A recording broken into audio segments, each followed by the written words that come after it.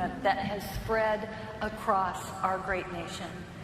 And we are marching this movement straight towards election 2020, where we intend to stand up and be part of the democratic process that will choose the next president of the United States of America.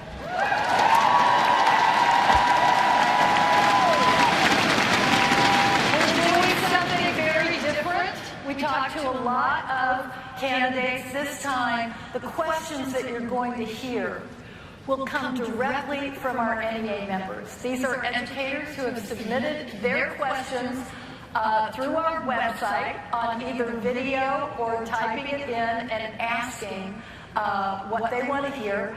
On strongpublicschools.org, anyone can go up there and take a look during today's forum. Each candidate, and this is important because we're teachers, we know when to tell someone to put their pencils down, right? We are giving each of these candidates 10 minutes. Let me tell you how it's going to go. You will have, each candidate will have 1 minute of an opening remark, anything they want to say. Then they will answer 3 questions. One will be on video, the other 2 will be written. We've taken them right off the website. The candidates will have no more than 3 minutes to answer each question. You can take a look in the corner of the screen. We're going to put it up there, I think. When they start talking, you'll see it counting down. All right? Nobody's going to get more time. But let me tell you, when it gets to 0 and it counts down, I don't want to cut off mics or give them a gong or a buzz or scold them. That would be fun. But no, what we want to do, because we're polite, is when it says 0, we will start applauding politely. Let me try it. Yes. Okay. Yes. And that is their very polite way of us saying nobody gets more time than someone else. Maybe some of the candidate forums could learn how to be polite, and we're going to show them how. For us, election 2020 begins right here, right now. Hermanos y hermanas, may I introduce to you our first candidate who would like to be the next president of the United States. Please welcome Bernie Sanders.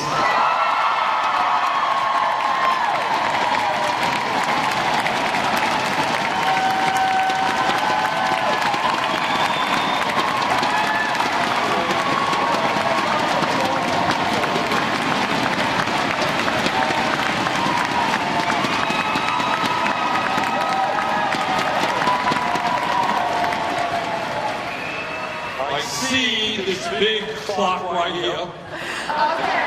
It's very intimidating. All right, so Senator Sanders, 1 minute. I see that, believe me. I am wearing this red tie proudly today because I am here to congratulate the NEA and teachers all over this country who have had the courage to march on their state capital to demand we change national priorities in this country, that instead of giving tax breaks to billionaires and subsidies to the fossil fuel industry, that we invest in the children of this country and in education. And I want to tell you that the courage of the teachers is reverberating all over this country. Working people from coast to coast are now demanding an economy that works for all of us, not just the 1%. Teachers, thank you very much.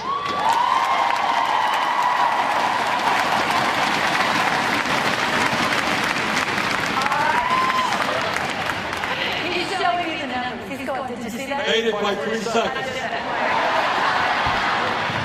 So Senator Sanders is going for the extra credit. All right, so there we go. And we have teachers and support professionals, higher education, preschool, and public service folks in here. And so we are very interested in the question that came online. So let me read to you what Tom, a retired teacher from Nevada, asks. How do you plan to protect and defend Social Security and Medicare? Okay. A number of years ago, there was an attempt by Republicans and some Democrats to cut Social Security. And at a time when we have 20% of our senior citizens trying to get by on less than $14,000 a year, when seniors are cutting their prescription drug pills in half, cutting Social Security did not seem like a particularly good idea to me. So what we did is we put together a caucus that I chaired called the Defending Social Security Caucus. And we said that we will not allow Social Security retirement age to be raised. We will not support a so-called chain CPI. That what we are about is not cutting Social Security, it is expanding Social Security benefits. And the legislation that I proposed was called scrapping the cap. Right now in America, if you make about $130,000 a year, you pay the same amount into Social Security as somebody who makes $30,000 a year. If you're a multi-millionaire, you're only paying Social Security taxes on the first $130,000. That seems to me to be absurd. So what our legislation does is lift that cap on people who make $250,000 or more, the top 1%. We bring in substantial sums of revenue, which does two things. It expands Social Security benefits for lower income seniors, and second of all, it extends the life of Social Security by about 50 years.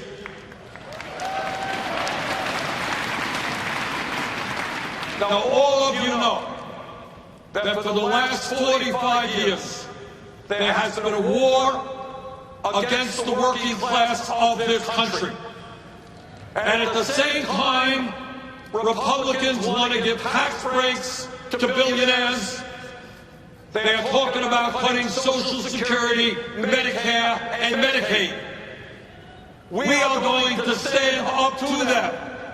And our view is, you're not going to cut Social Security, you're going to extend the life of it so that it will be strong and viable for our kids and our grandchildren. You're not going to cut Medicare because we are going to fight for a Medicare for all single-payer program.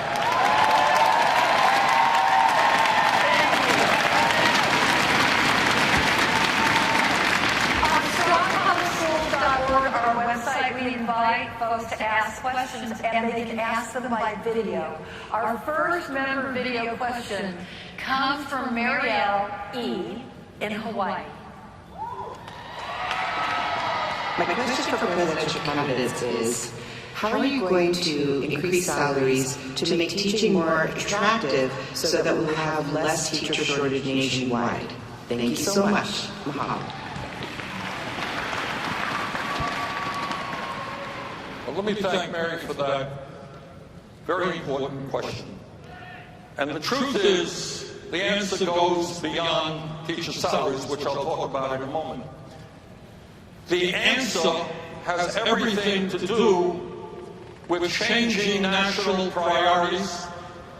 The answer has everything to do with changing the culture of America so that we recognize that there is nothing more important than education in America.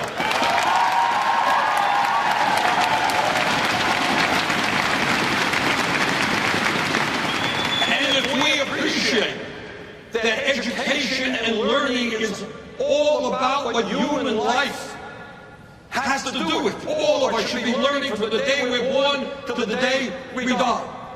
And of course, in America, the wealthiest country in the history of the world, it must go without saying, we are going to have the best public schools in the entire world.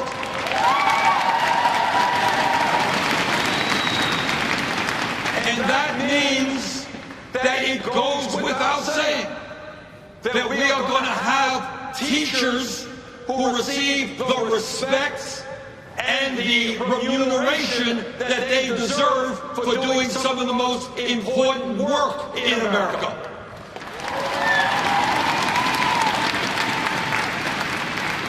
And it means that when we talk about teachers in the year 2019, the levy proposal that I have brought forth, comprehensive proposal on education, says that every teacher in America should earn at least $60,000 a year.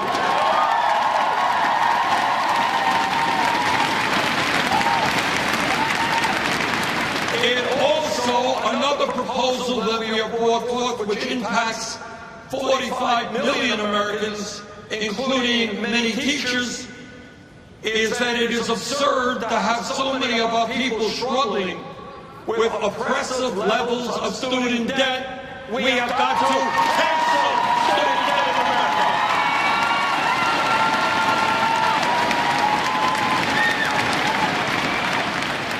Now, I've been criticized for this proposal.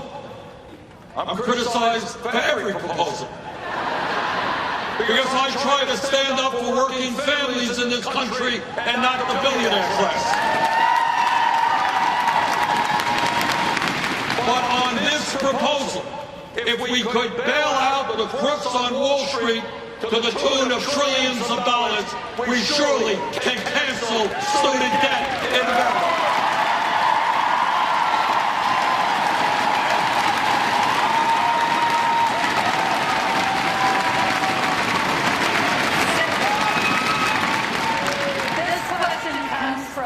Linda, a teacher in Alabama.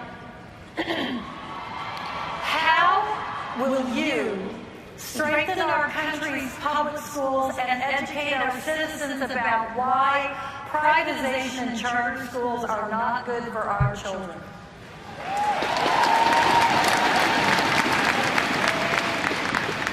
Well, for a full answer to that question, please go to my website. And if you do, this is what you will find. Our proposal, called the Thurgood Marshall Educational Plan, we end federal funding completely for for-profit charter schools.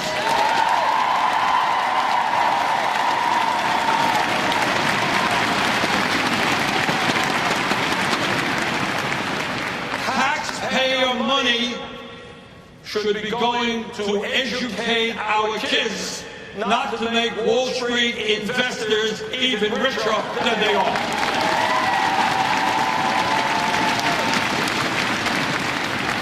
And our proposal puts a moratorium on all new charter schools until we have a full understanding of their impact on public education.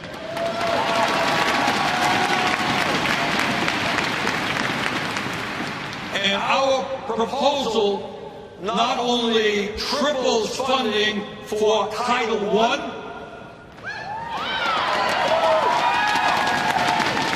our proposal not only moves aggressively to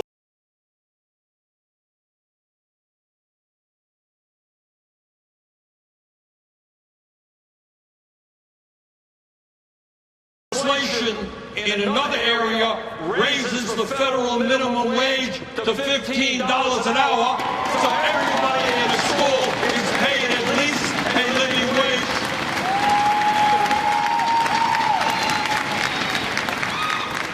Our proposal moves aggressively to end the increased segregation that we're seeing in schools all over this country.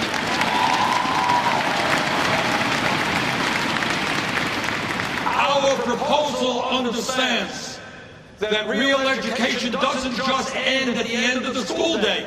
We need to significantly increase funding for after-school programs.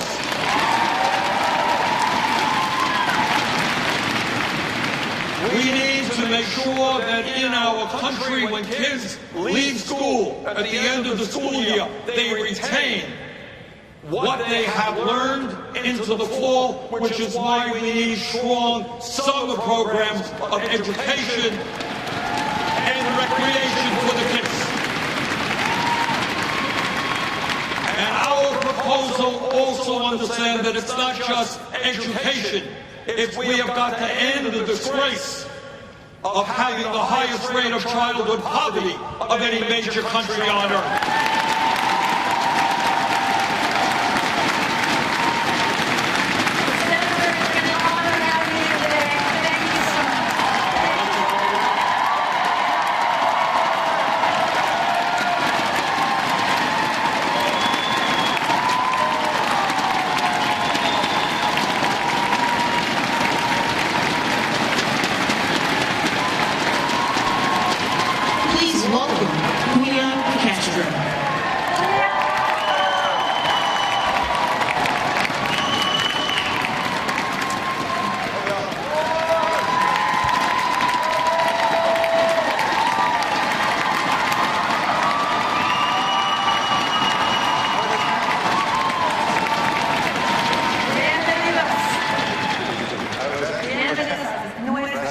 ¿Dónde está Texas?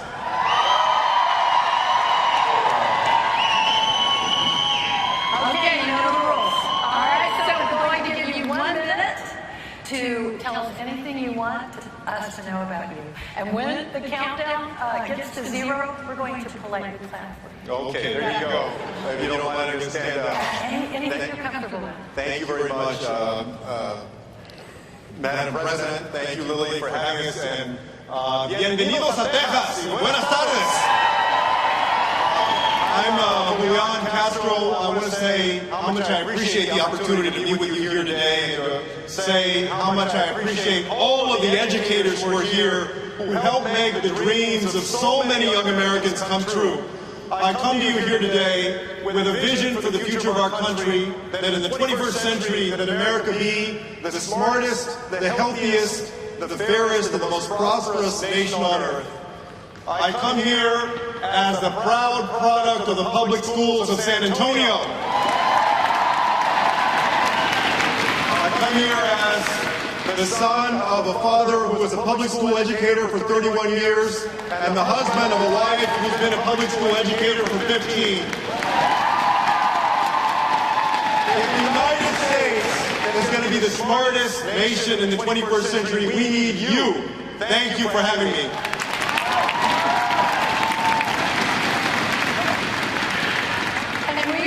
Ask people to send in questions written and on video. We'd like you to hear one of our video questions. This comes from Rosie in Arkansas.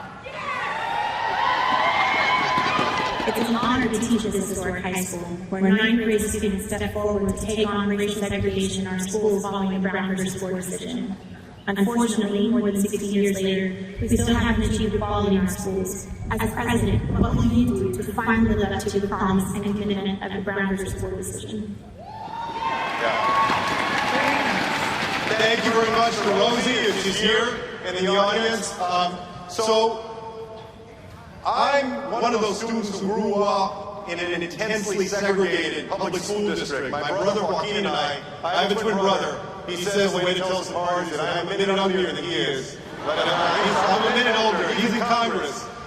We grew up in the San Antonio Independent and Edgewood Independent School Districts in San Antonio that were two of the poorest public school districts in the state. And so I know from firsthand experience the impact of growing up in segregated school districts. My high school was probably 80 or 85% Mexican American.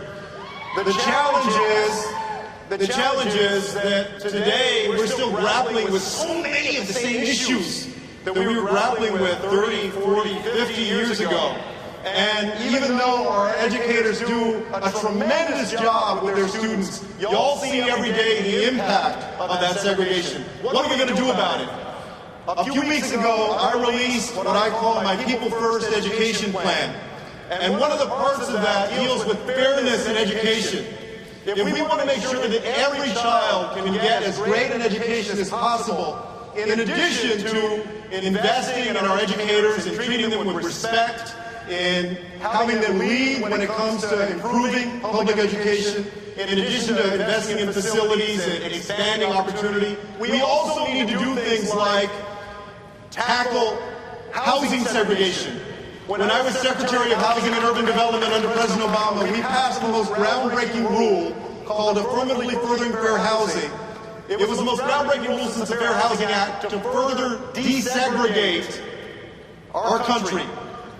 I would also invest in more housing opportunity in higher opportunity areas so that we have students' ability to go into school districts that traditionally they couldn't afford to be in. In addition to that, I would invest in tools like voluntary busing so that within school districts, folks are able to go to different schools. And I would make sure that we invest in fair housing enforcement, because too often times when a family of color goes and they look for an apartment or a house in certain neighborhoods, they're still turned down simply because of the color of their skin. We need to do all of those things if we're going to tackle the continuing segregation that too oftentimes limits the ability of our students to achieve their dreams. Thank you.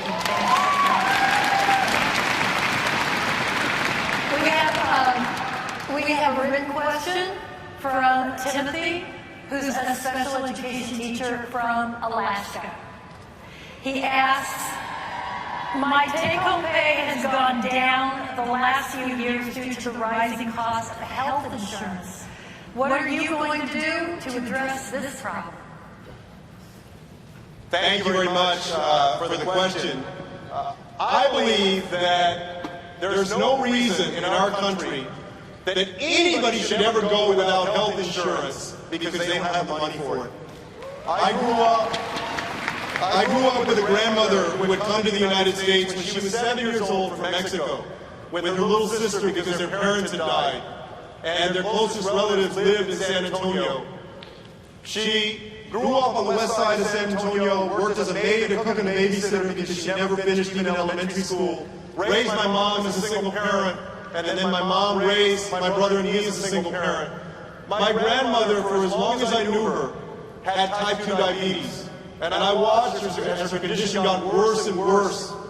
Right before she passed away, she had to have one of her feet amputated, which, as many folks in the audience know, is very common for severe diabetics. But that whole time she had Medicare.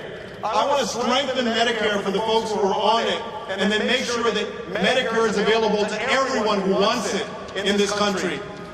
Because too often times, I believe that the difference between health care and health insurance is that health insurance is the denial letter that you get telling you the 2 or 3 reasons why you're not going to get covered. Or you are covered, but the out-of-pocket expenses, the costs are still too great. We can change and improve our system. I also believe that we need to fundamentally transform our healthcare system so that we do simple but powerful things. For instance, we need to end the distinction between physical health care and mental health care and fully fund mental health care.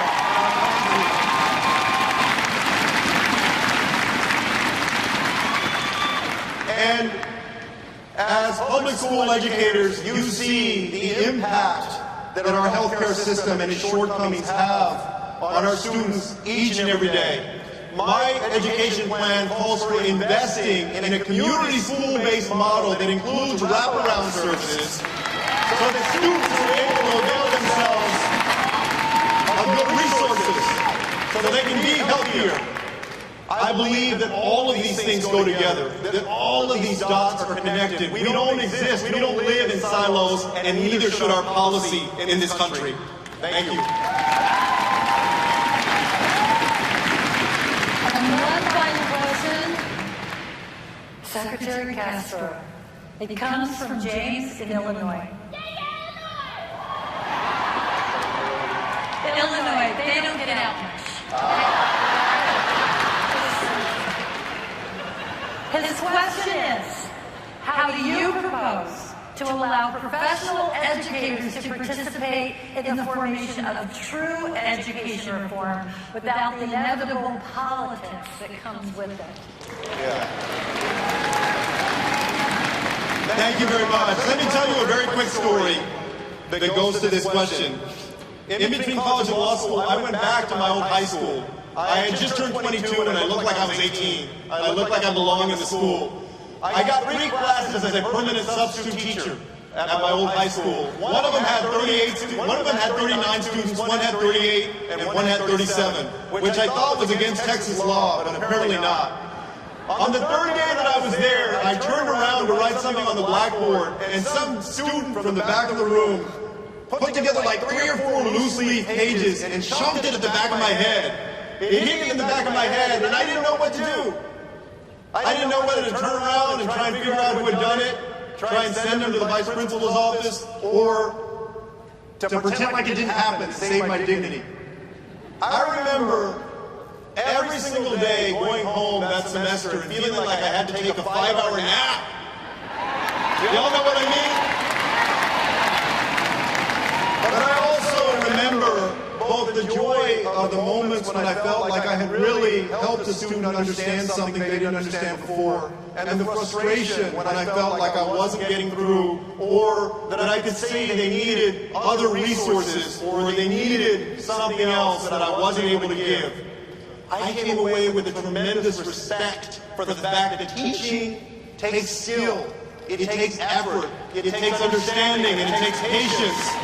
And the teachers who have done it, who have been there, who have been through the ups and downs and the good times and the bad times and have made a difference, have so much to give to inform education policy.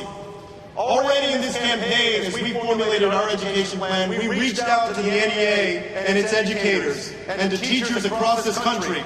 And my pledge is that we'll continue to do that if I'm elected President of the United States, to make sure through commissions, through testimony, through appointments to important boards, that educators have a strong voice as we move toward an education future.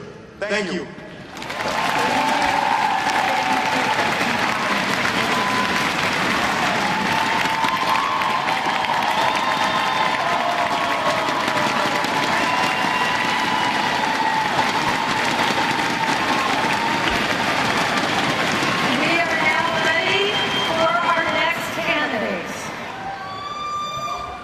Please welcome Joe Biden.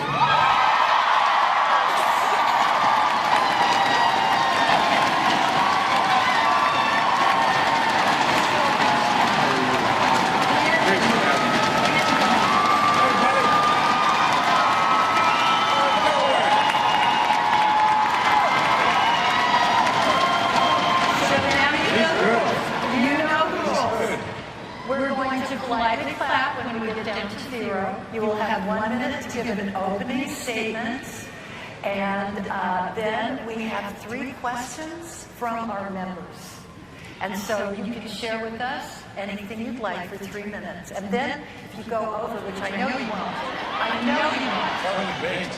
you won't, but then we'll just start time. I'm sorry, so 1 minute for an opening statement.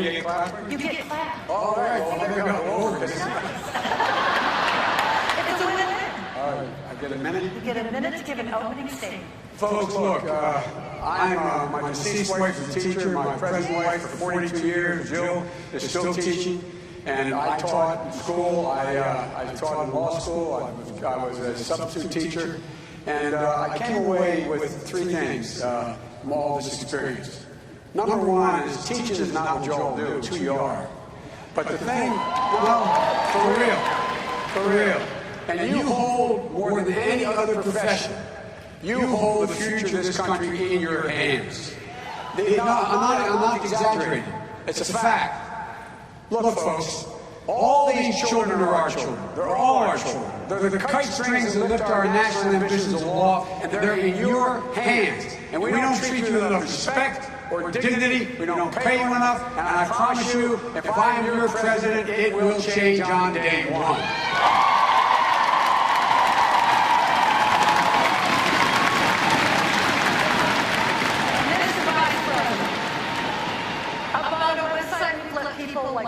questions and video their questions. We have a video question for you from Rudy, one of our education support professionals in Pennsylvania.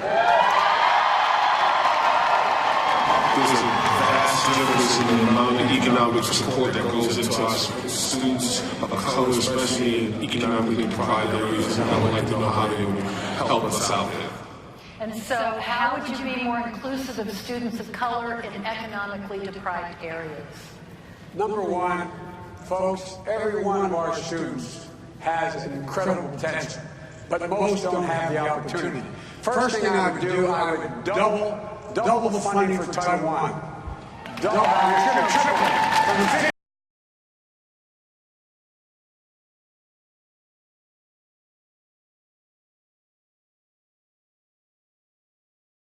They're in a situation where you would bring into the school system all the people in age you need. For example, school psychologists, sociologists, people who in fact you need in your toolkit to help you, because we ask too much of you right now.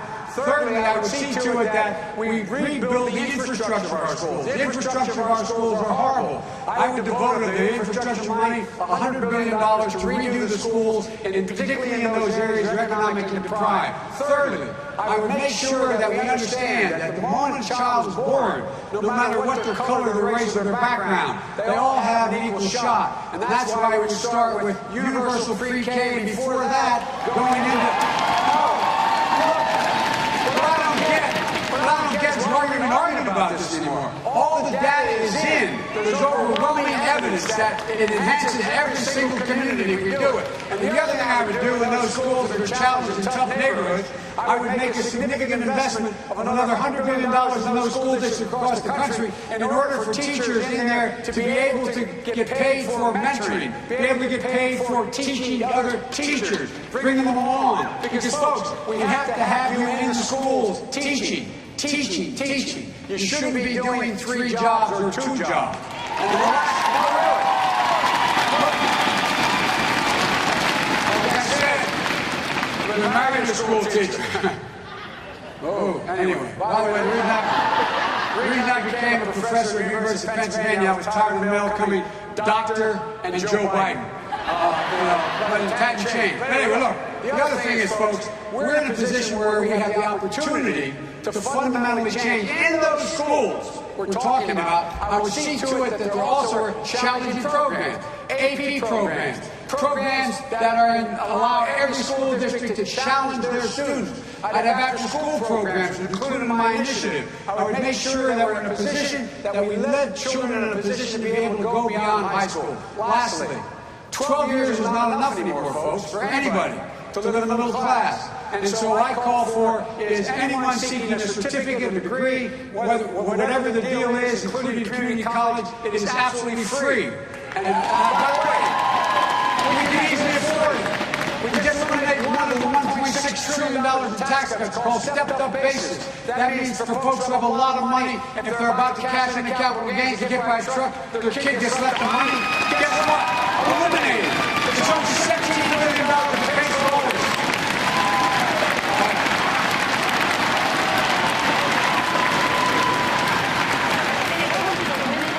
It's a win-win. We have a question that someone typed in, June, who's an art teacher in Massachusetts, would like to know, what role do you think educators should play in terms of crafting education policy, local, state, and national, and why? You should craft a policy. It's like asking, saying, we run an engineering operation, let's go get a plumber. Let's go get a lawyer. Folks, you're the ones that know it. First thing, as President of the United States, not a joke, first thing I will do is make sure that the Secretary of Education, not Betsy DeVos, is a teacher.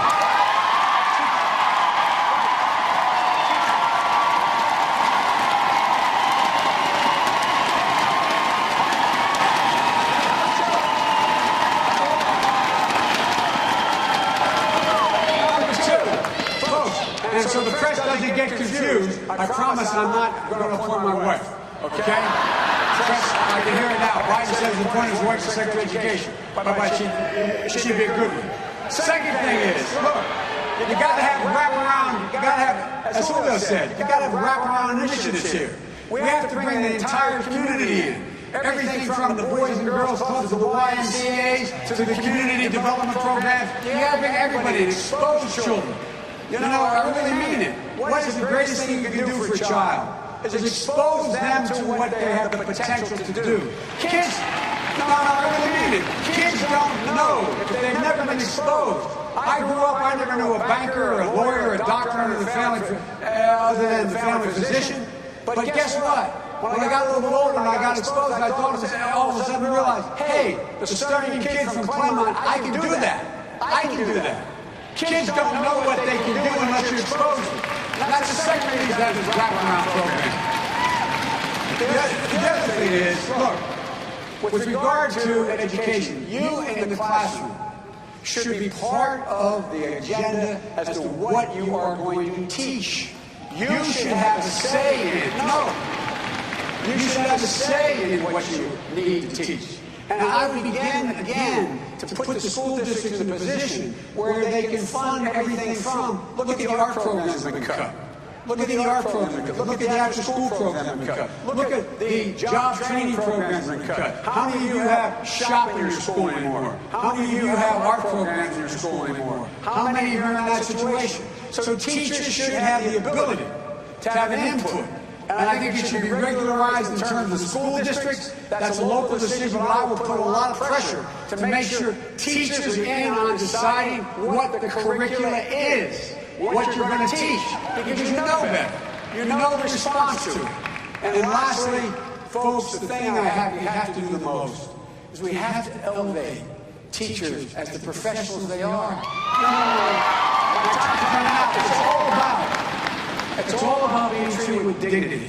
How many times you been somewhere, you're going through a line to get introduced, and the guy says, by the way, I'm an engineer. So that's great. I'm a teacher. Oh, geez, John. Come on.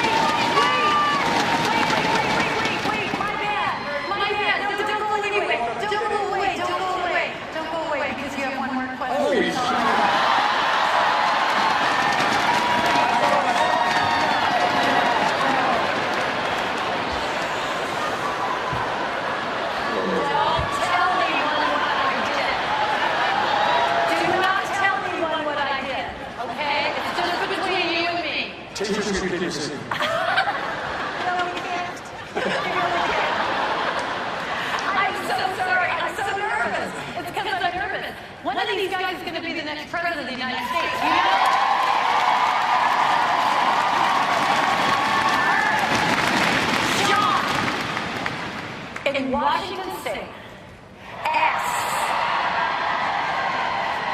how would you curb the soaring cost of post-secondary education?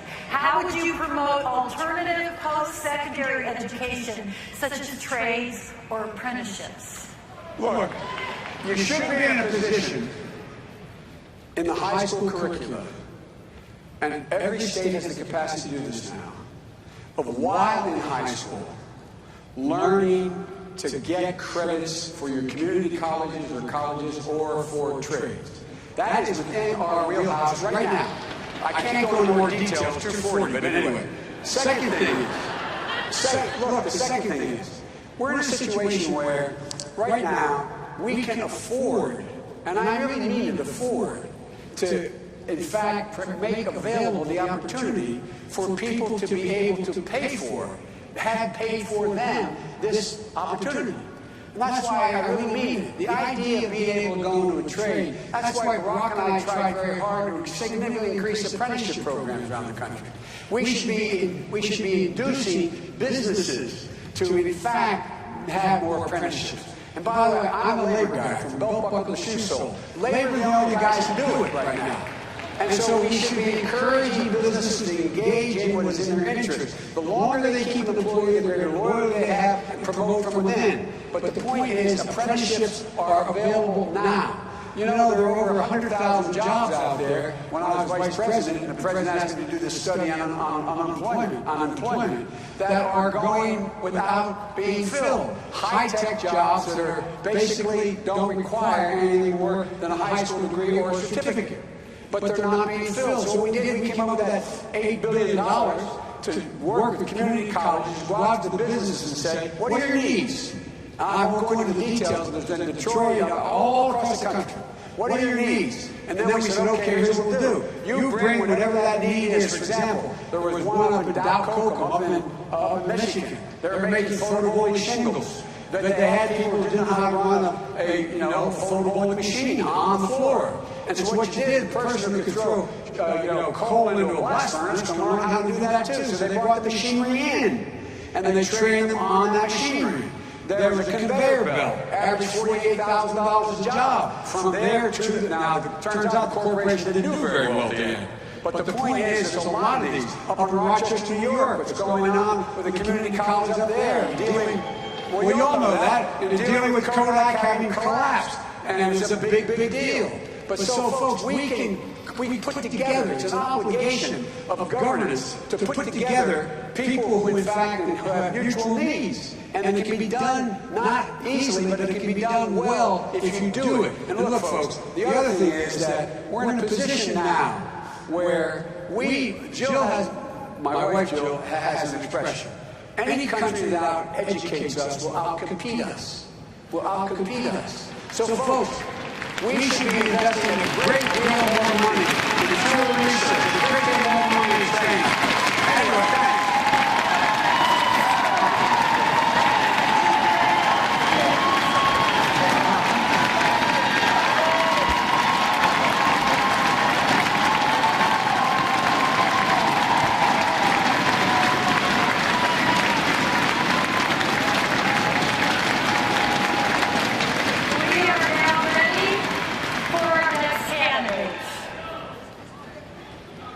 Please welcome Elizabeth Warren.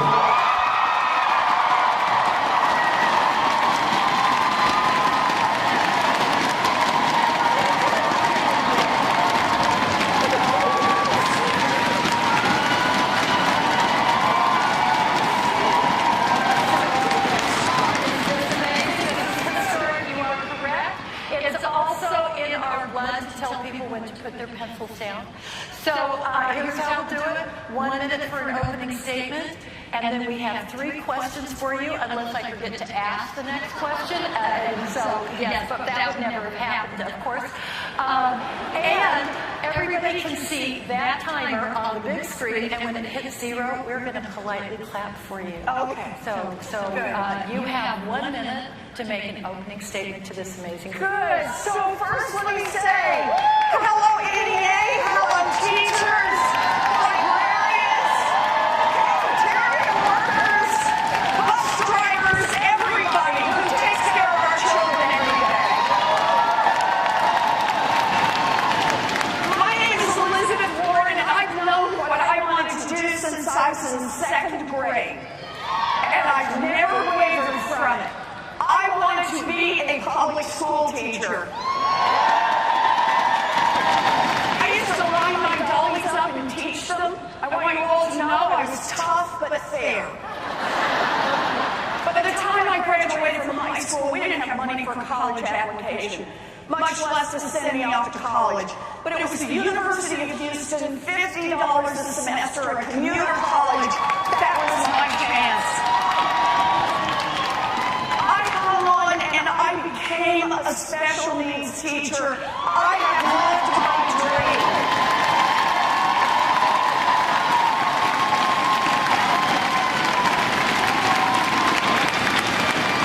I just want to say one thing. Lily? No. I understand. Nice try.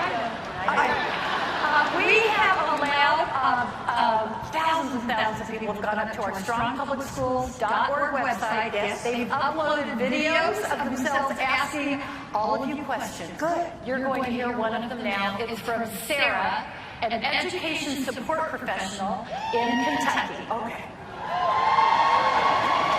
What can you do for the United States to ensure that all children are entitled to a fully funded public education, a quality education for all?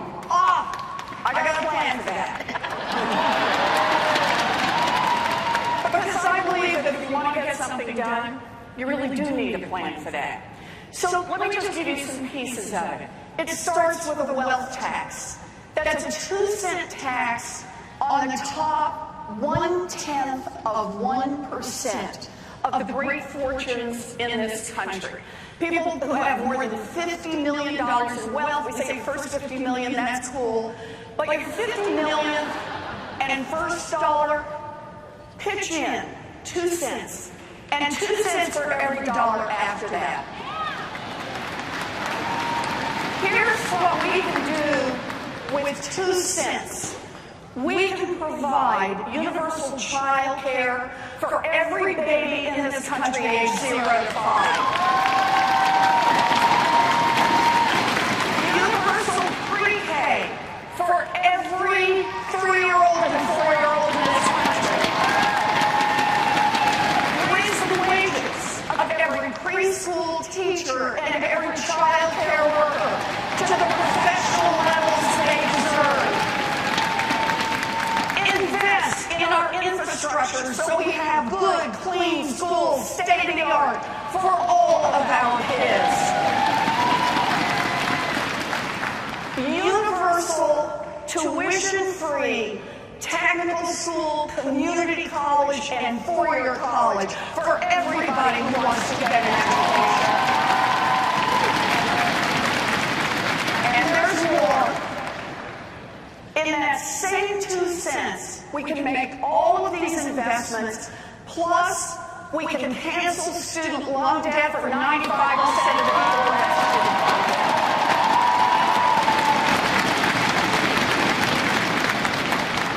For me, this is about our values. This is about what we respect as a country.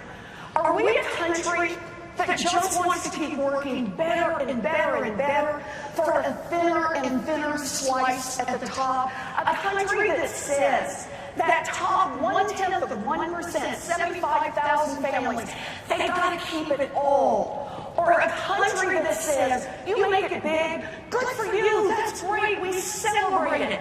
But pitch in 2 cents so every one of our kids has a chance to make it big.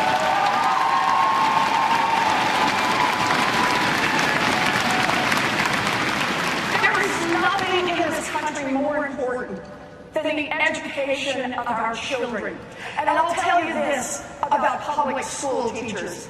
We recognize the worth of every human being. We invest in the future, and we never give up.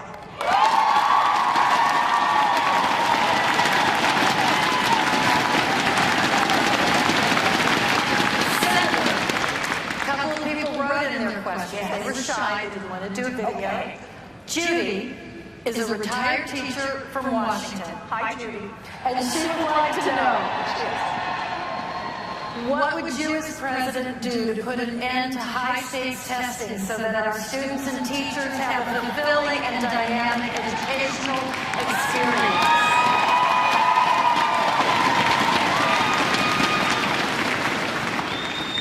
So let me start with a commitment that I have already made publicly, in fact, long before I got to this stage today. I will name someone to be Secretary of Education who has been a public school teacher.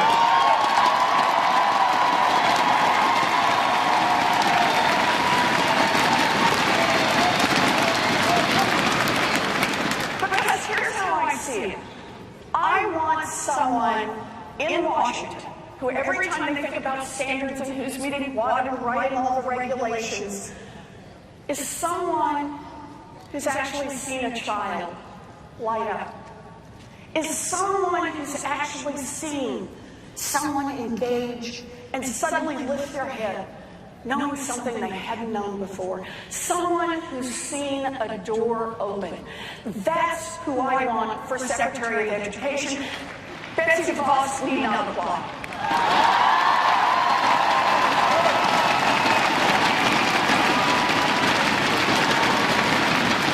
And it is, as I said, it's about our values. You know, I was a special needs teacher. Special needs teachers understand this notion that it's all about testing, that it's all about what somebody far off in the state capital or far off in the national capital says, here's what constitutes success, and worse yet, here's what constitutes failure. No, that's not what education is about. Education is what goes on in the classroom, what a teacher has said is the goal, and when a kid gets there, it is a teacher who knows that we do not need high-stakes testing.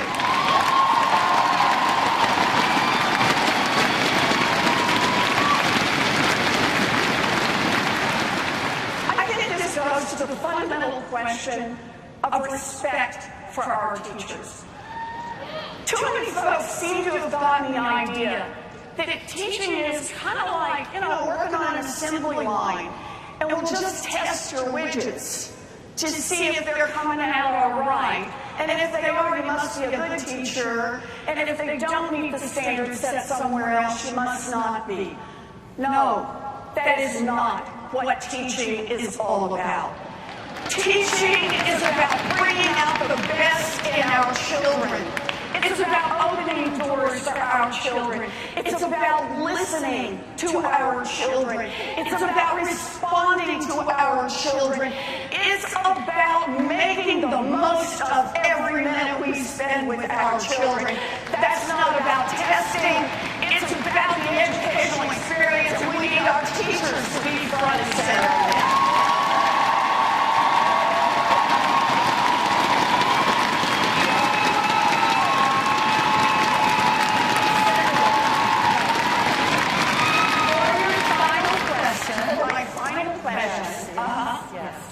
Your last question is from Brooke, an elementary school teacher in Nebraska. When and how will you as a leader make it possible for teachers to earn enough to support themselves on a teaching salary alone? So, this is at the heart of it. This is partly about money. But again, it's about respect. It's about recognizing every day worth of what our teachers do. Here's the best place we can start to raise teacher pay and get more resources into our public schools, and that is strengthen our teachers' unions. Make it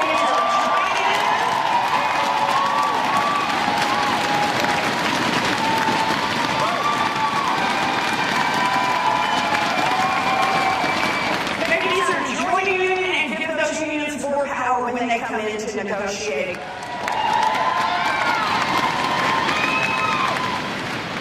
Because every teacher understands this. It's what we do individually, one child at a time, but it's also what we do together. That is our strength. We live in America where democracy is under assault. Time after time after time, decisions made in Washington work great for the rich and the powerful. They get the tax breaks they want. They get the benefits they want. They get the exceptions they want. But for the rest of America, it's just not working. We have a chance to turn that around. And that starts with our teachers. Our teachers showed us last year when they went on the front lines in West Virginia, when they went on the front lines in California and Arizona and Oklahoma, and Georgia and South Carolina, when they went out on the front lines. It was a lesson not only in what teachers need to be able to survive, it was a lesson in democracy. We asked America, state by state, when teachers stood up, What kind of a country do you want to have? Do you want to have a country that just works better and better for a thinner and thinner slice at the top? Or do you want to have a country that works for all our kids? Well, teachers are on the front lines fighting for all of our kids.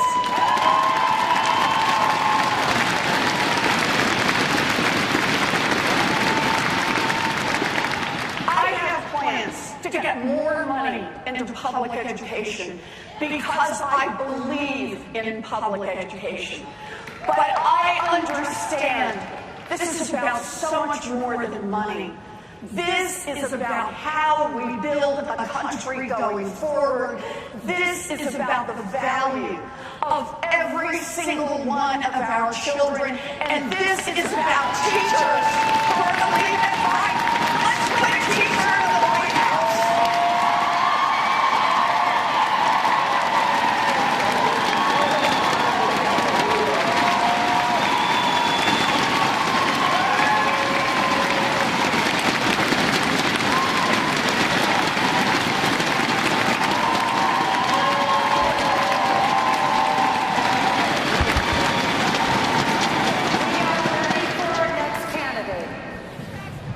Please welcome Amy Klobuchar.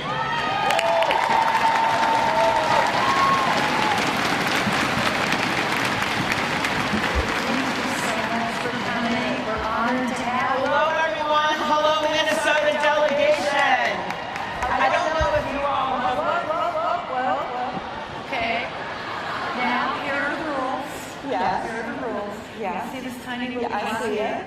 You have 1 minute to tell us whatever you want to say. Yeah. And then we've got 3 questions for you. know that. And if we go over, we all love you with a round of applause. So they weren't sure whether to start that or not. Oh, okay. Start it now. All right, here we go. Minnesota delegation will tell you this. In Minnesota, when I led the ticket, we elected a teacher as governor of our state. We put in place a union member and leader as education commissioner in the state of Minnesota. I am the daughter of a teacher who left Wisconsin to Minnesota. Why? Because they had strong teachers unions, right? She taught 2nd grade until she was 70 years old. I believe that education is a right. As I stand before you, a private education, the granddaughter of an iron miner, the daughter of a teacher and a newspaper man, the first woman elected to the state of Minnesota, to the U.S. Senate, and a candidate for President of the United States. That is what education is all about. That is what it's about. Thank you.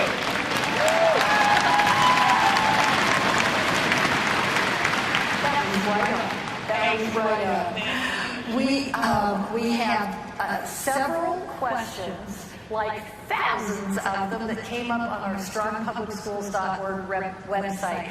And some folks were brave enough to videotape themselves. We have one for you from JC, an aspiring educator from Iowa, and here's her video. Okay. Many of my peers who are interested in teaching have chosen other careers due to the escalating cost of college, crippling student debt, and a profession where the salaries make it hard to pay off loans, let alone get ahead. What is your plan to attract and retain more educators, in particular educators of color, to this profession? Very good. Thank you, everyone. My first plan is to increase teacher pay. That is what we have to do first when we have a situation where only 3% of the federal budget goes to education. That is wrong. And you can pay for it by many ways. One of them is by changing the estate tax, which helps the wealthiest, the way they have an exemption. On top of that, I would encourage our states, and this is a progress partnership plan I put out today, encourage the states to do the same by rewarding them for investing in teachers. The second thing you've got to do, because so many of you are loaded down with student loans, is to make that program where you get to have your loans paid back, right, from the federal government, to make it actually work. Because it doesn't work at all for our teachers, and it should be working. I think you need respect for our teachers. I know this from watching my daughter, who was in a school for a number of years that was nearly 90% free and reduced lunch. I sent my daughter to public schools. I was in the public schools. And I saw what it was like when you didn't have that kind of respect and those resources for teachers. So that is why I think we have to fully fund our education system. Not partly fund it, but fully fund it. We have to stand up for fully funding IDEA, right? And we have to fully fund our school infrastructure. When I came out with an infrastructure plan, yeah, it's about highways and bridges and trains and everything, but I made sure up front and center was funding our school infrastructure. Why? Because we have crumbling schools all over America. Because we have schools where we literally last year in Baltimore didn't even have heat. So funding that school infrastructure has got to be a major part of our plan for America. We are not going to compete with the rest of the world if we don't invest in our schools, if we don't invest in our teachers, and if we don't invest in our kids. That is how you recruit teachers. You recruit teachers by making sure that you have the pay, that you have a good job environment, that you have infrastructure in schools that people want to work in, that you're fully funding your federal programs instead of just putting them on campaign brochures and then letting them go. And you support schools by supporting our educators all over the country, and that means good pay.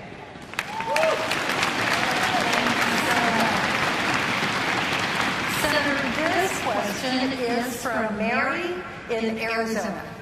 She wrote in, and she said, how would you work across the aisle to ensure dreamers are given their opportunity to attend an institution of higher learning, pay in-state tuition, and given a pathway to citizenship? Exactly. This is one of the saddest things right now is what's happening with our dreamers. Millions of kids came to this country through no fault of their own. You know these kids. They are in your schools. Nearly every school in America has one of these kids. So what I think that we need to do is put them on a path to citizenship, to make them secure in this country. We tried just recently when the Trump administration, by the way, one of the first things I do when I came in is make sure we don't have any commissioner like Betsy DeVos ever in this country again. But what the Trump administration did is they set us backwards when it comes to immigration, and they actually try to turn the tables and not do anything about the dreamers. Even when we came up with a bipartisan compromise to give them a path to citizenship, they gut punched us. So what I would do in my first 100 days is to make sure that the dreamers are safe and secure in our country. Then I would make sure, in addition to all those other things I talked about with education, that we have a path to citizenship for the people of this country, and that is comprehensive immigration reform. Because I truly believe in my heart that immigrants don't diminish America, they are America. And you are the ones that are educating these kids. You know what's happened as a result of your work right now? We have 70 of our Fortune 500 companies that are headed up by people that originally came from other countries. 25% of our U.S. Nobel laureates were born in other countries. Many of these kids, they start out with nothing. They may not even know the language. And they come to your schools. Their parents don't know English. Who educates them, right? You do. You do. And you have put them on this path where they are such a necessary part of our economy and our world. So I want to thank you for that, and I can vow to you right now, based on my track record, I will make sure that these kids are part of America, that these kids aren't treated like second-class citizens, and that you who educate them are rewarded for that work. Thank you. We have one more question. This one comes from Jason. He's an educator from Illinois, and he would like to know, what would you do as president to remedy the decaying infrastructure in so many of our country's public schools? Okay, thanks. So what's happening right now is that this president, he claimed on election night, I don't know if any of you remember that night, it was a pretty depressing evening, but one of the things he said that's putting him out, he said that night that he wanted to invest in infrastructure in this country, right? He said it the night he wins the presidency. Well, he didn't really win it because he didn't get the most votes of everyone else. But he said that night, he says that he wants to invest in infrastructure. What has he done, right? No. He called over the leaders in the Democratic Party. Speaker Pelosi calls him over to the White House, claims he wants to do something. They come back and he blows up the whole meeting. He blows up everything. There's been no investment, any major change in investment in infrastructure.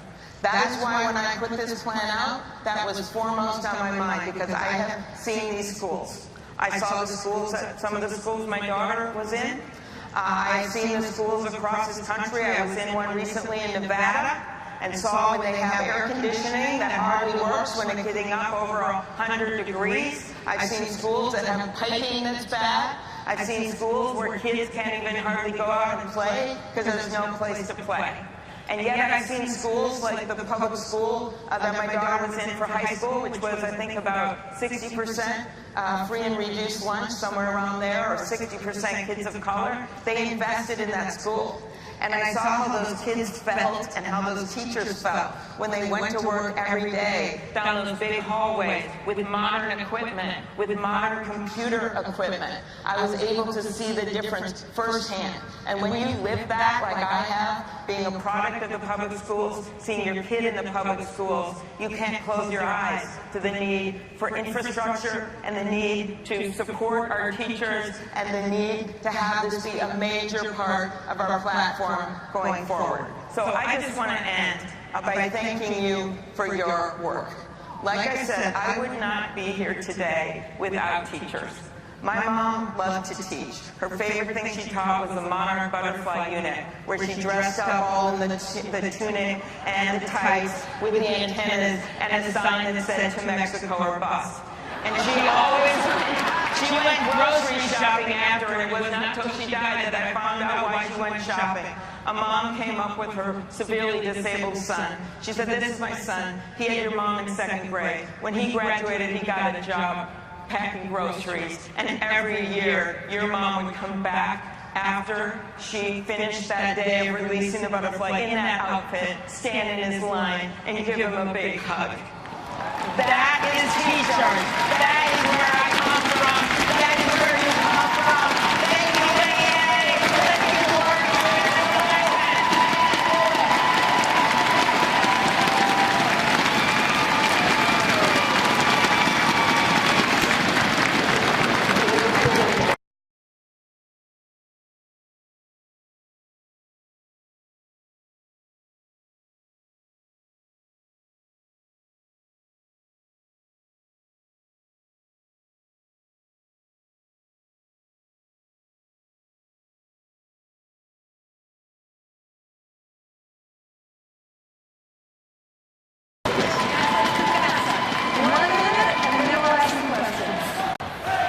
Muy buenas tardes. So grateful to be with so many world-class educators here today in Texas. And to my friends from Texas especially, we are grateful for your public service. One of the neighborhoods that the great Sheila Jackson Lee represents in Congress is Cashmere Gardens. A neighborhood that has been hit by 3 500-year floods in just the last 5 years. Hurricane Harvey in 2017 was the worst of them. We showed up to that neighborhood time after time, and 1 year to the day, we saw 4 of the 5 libraries still shut down. We passed Cashmere Elementary and I said, this has got to be a tough school. But Keith Downey, the neighborhood president, said, this is the bright spot in the neighborhood. Every child that walks in knows that he or she is in the right place because they get to be with world-class public school educators. I want to make sure that I have their back to show them the respect that they've earned and that they deserve. Thank you all for having us out. God bless you.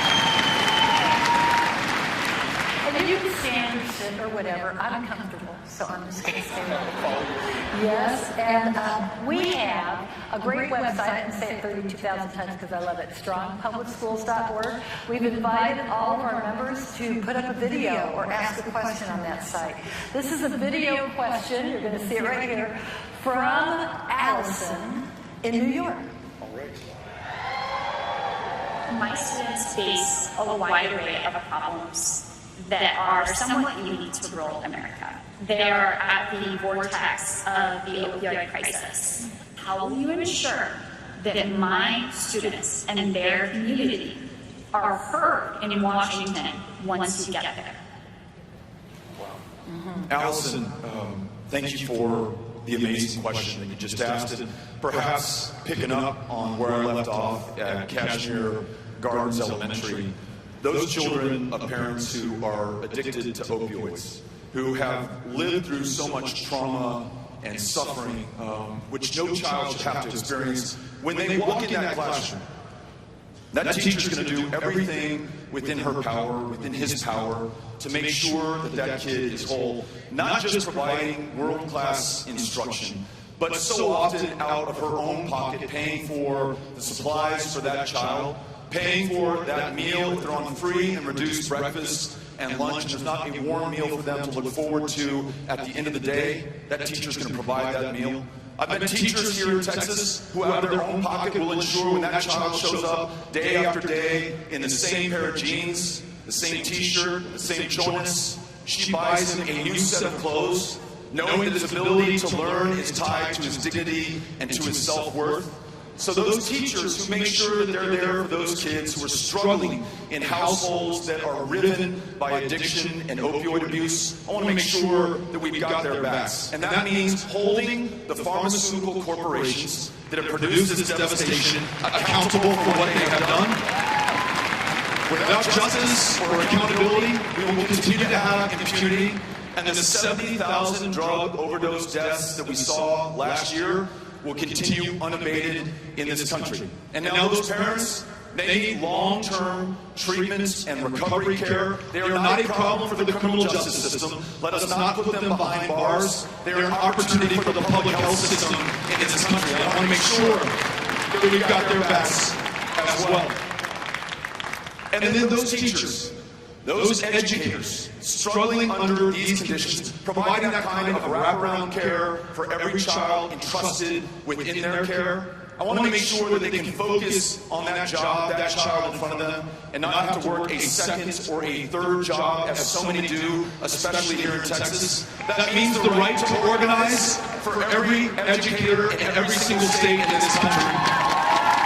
That means a living wage so that you don't have to work 2 or 3 jobs just to make ends meet.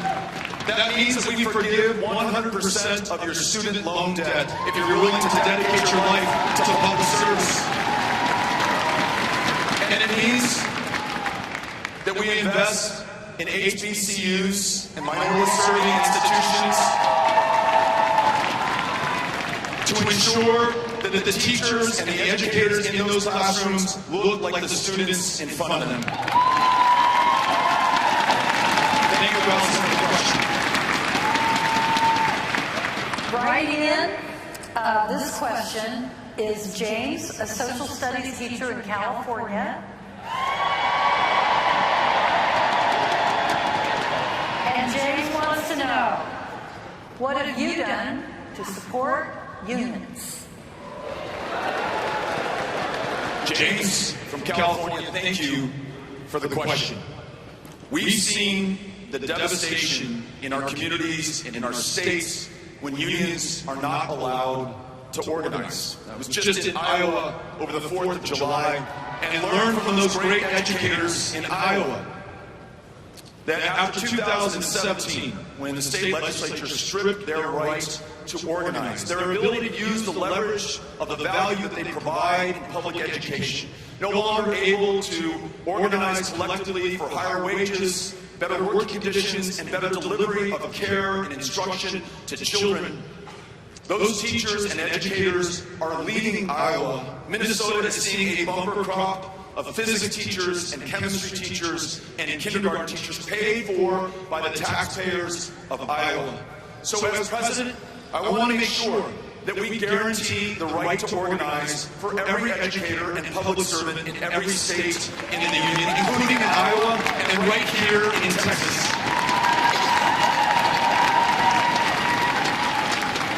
I want to make sure that I follow the lead that unions have set to guarantee that you can take time off to spend that with your family without penalty and paid, that child care is affordable in every single part of this country without regard to your income or your zip code, that we have pre-K universal in the United States of America because we know that's an investment that pays handsomely over the lifetime of the beneficiaries and the children, and that health care is not a function of privilege or luck or circumstances, but is a basic human right upon which every single child and woman and man in this country can depend.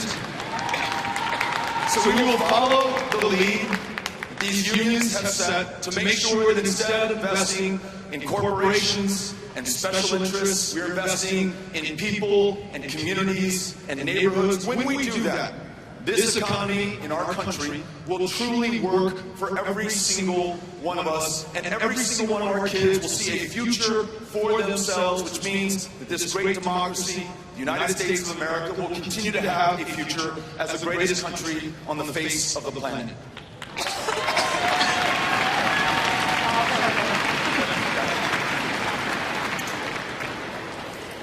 I've been choked up since the last inauguration. Wait.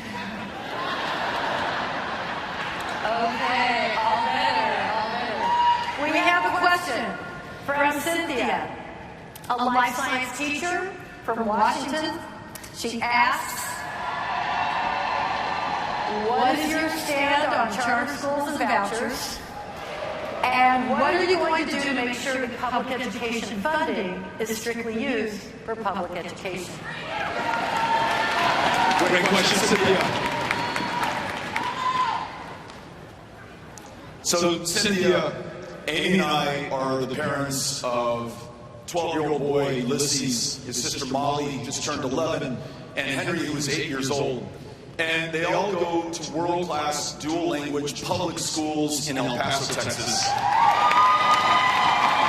getting an absolutely terrific education. So I want to make clear in the way that we walk the talk that our belief is in public schools and public education.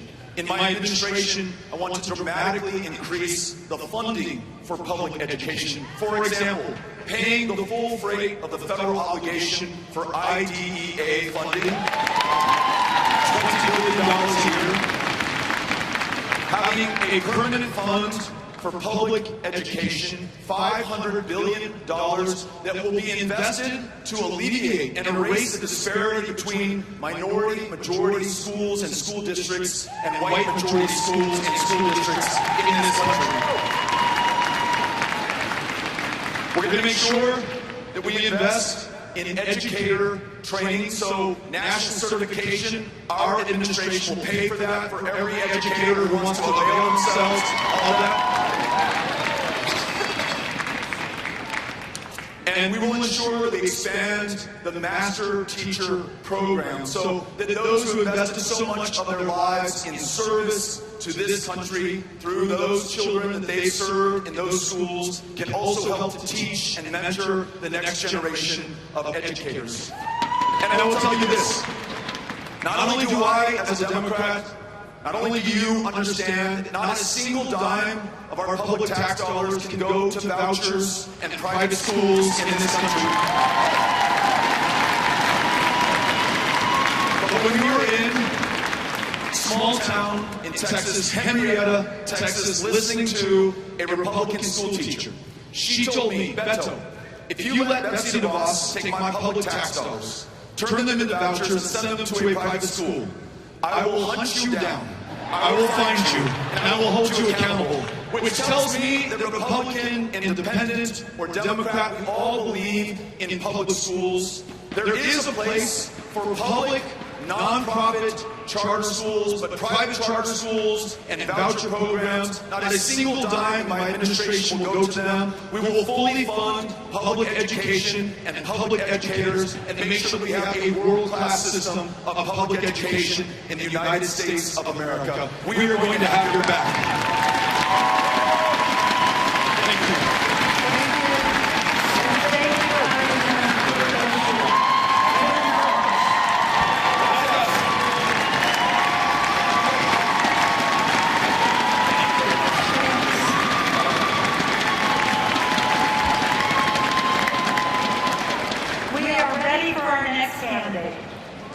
Please welcome Jay Inslee.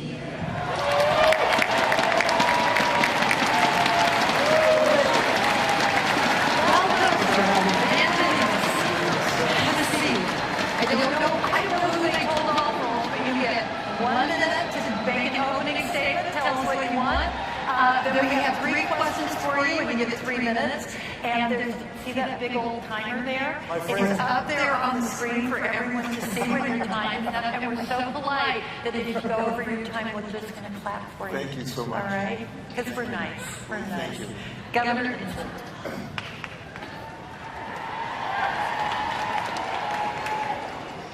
My name is Jay Inslee. I'm governor of the state of Washington. I am personally the product of educators, and I am publicly the product of the educational community. I am the son of Frank Inslee, a biology teacher and coach at Garfield and South High School, the brother of Frank Inslee, and the brother of Bonnie and Phil Yenny of East Wenatchee. And from them I've learned this. They have touched so many thousands of lives. I know what teachers and educators do in our state. And I know this, it is time to have a president where education is a family affair. This is a family affair for me, and that is why I'm proud to tell you this achievement in the state of Washington. I believe we need well-compensated skilled teachers. I'm proud to tell you that I'm a governor this year who got the biggest teacher pay increase in the United States, 31%. We can make sure that happens. Thank you very much.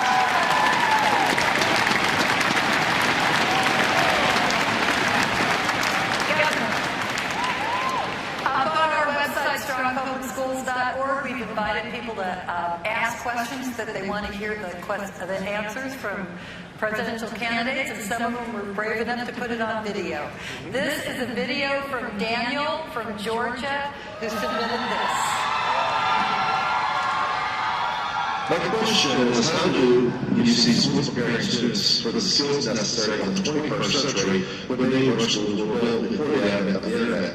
How do you ensure that all students have access to high-speed internet and classes to teach applicable skills to prepare them for 21st century careers? Go. Dale, I appreciate that question, but I'm going to answer it a little differently. The question was how to have access to technology. I want to flip it a little bit, because here's what I fundamentally believe. You can have all the access to technology you can imagine, but if you do not have a skilled, resource educator to provide a relationship with people, nothing good happens. Okay? Now, here's why I say that. And I'm going to get to Daniel's question in a moment, but I want to tell you a little story. When I was running for governor in 2012, I walked out of an SEIU meeting and I met a guy named Pio DeCano. He was about a 73-year-old guy. And he asked me, was Frank Inslee your father? I said, yes. And Pio told me a story. He said that he was a junior at Garfield High School in Seattle in 1957. He was walking down the hallway, and my father, and he said, he was thinking, I'm going to drop out. I'm done. I'm not coming back to school here. This is not working out for me. And he said, my father came up behind him, put his hands on his shoulders, gently turned around, put him up against the lockers, gently, I'm sure, and said, Pio, I've been watching you. There's something going on in your life. I don't know what it is. But I want to help you because you're a smart kid. you got something on the ball. I think you can be a college student. And this 73-year-old man told me a little light bulb went off. It was the first time somebody told him, outside of his mother, that he had something on the ball. And he went in and worked with my dad. They figured out a way to take care of his mother's health care needs. He went to graduate from Garfield High School and college, became a union organizer. We need skilled teachers in the classroom more than any single thing to see to it that those kind of things happen in the United States. I fundamentally believe that. And that's why I'm committed to conversation. Now, technology, here's how we get technology. We have the federal government reverse the Trump tax cuts. We take $20 billion away from the oil and gas industry. We put it in education by fully funding Title I and the IDEA measure so that you can pay teachers what you should, so you can get access to technology, so you can expand broadband access to rural communities, so we can actually give students a step forward. And when we do this, and I think this is important, we've got to start caring as much about the career aspirations of non-college bound students as those bound for college. We need career connected Washington. We need a apprenticeship program. We need technology so you can be a machinist just as much as the physicist in this country. Governor Elizabeth is a Missouri higher education instructor, and she wants to know, how do we keep guns out of schools and make schools safe for children and staff?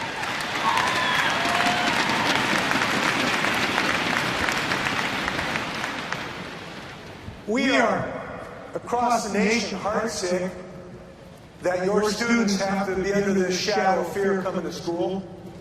We are heartsick that you have to dedicate yourself to helping your students through this anxiety when you should be helping them with their curriculum. And I do think what we need is a president who has the ability to stand up on these issues of gun safety.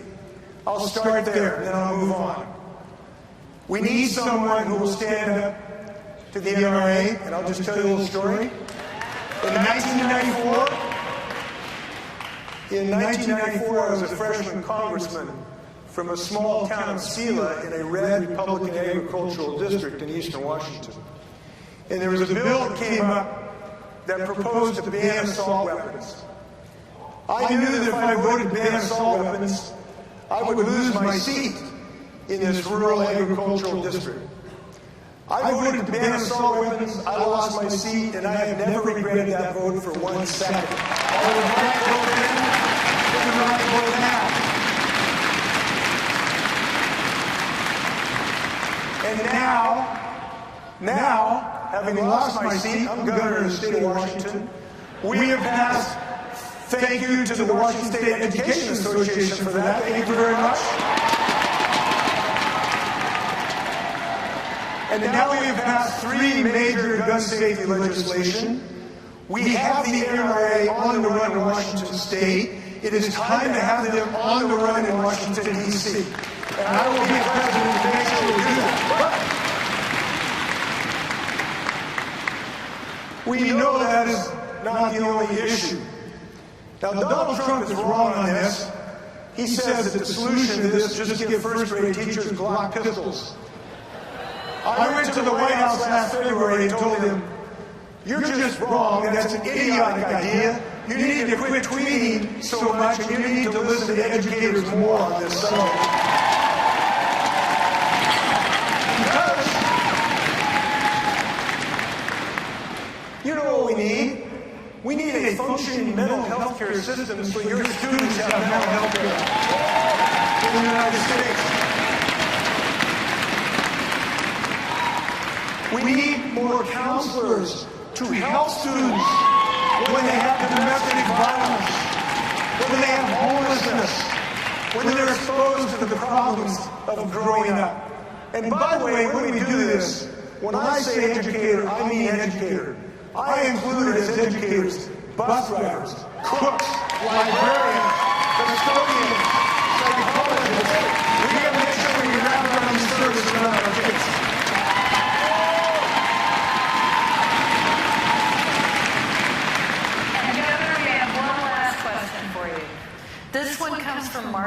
She's a special education teacher in Kansas. Her question is, as it's a well-researched fact that early education is a great investment, how can you finance high-quality, public, early education programs for every child?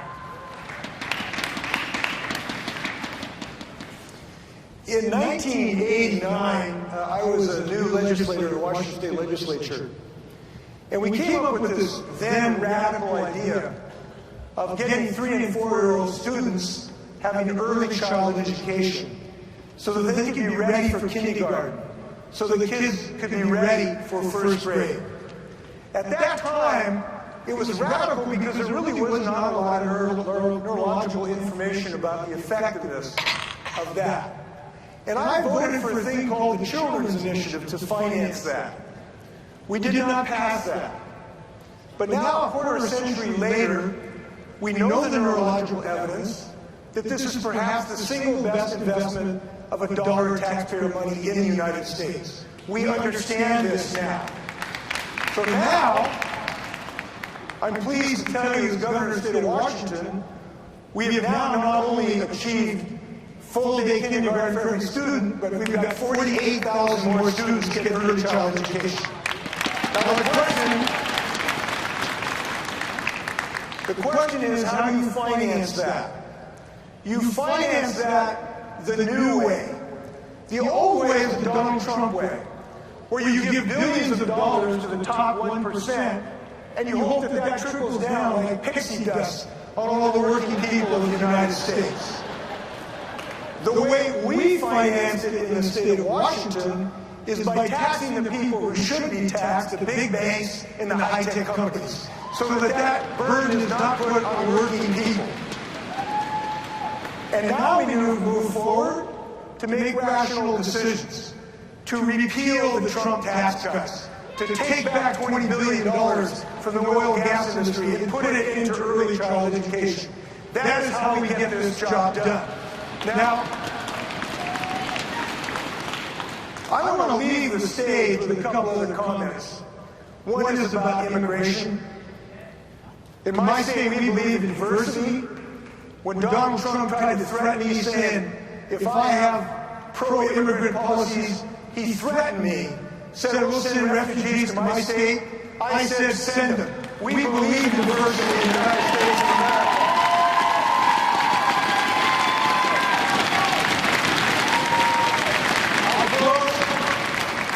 I'll close with this comment.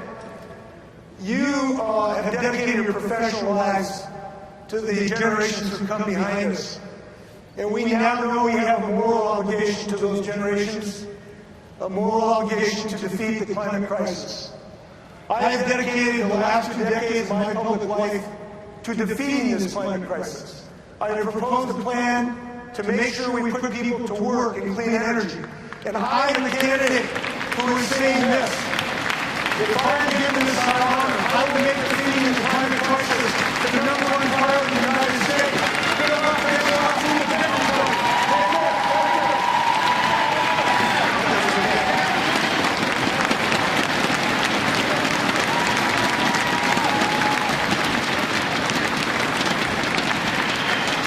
We are ready for our next candidate. Please welcome Bill de Blasio.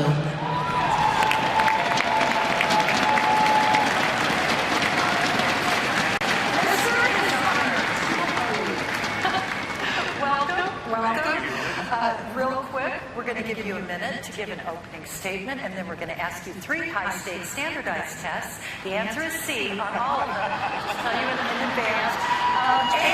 Yes, and you see the tiny little clock we have here. They can see it up there. And when it gets down to 0, we're very nice. We're just going to clap for you until you stop. Okay, so please, 1 minute. Welcome to the NEA. Thank you, Lily. Thank you, everybody. All right, everyone. I'm involved with you. I am angry about the state of public education in America.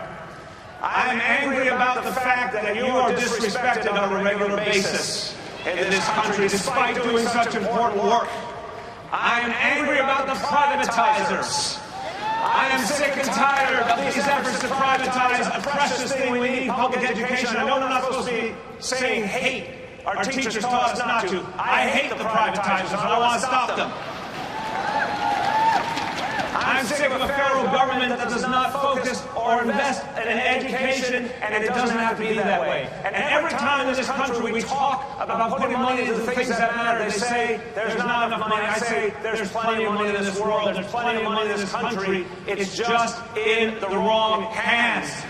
We should be investing in our children, in our educators. That's what would work for this country, and that's what I intend to do as president.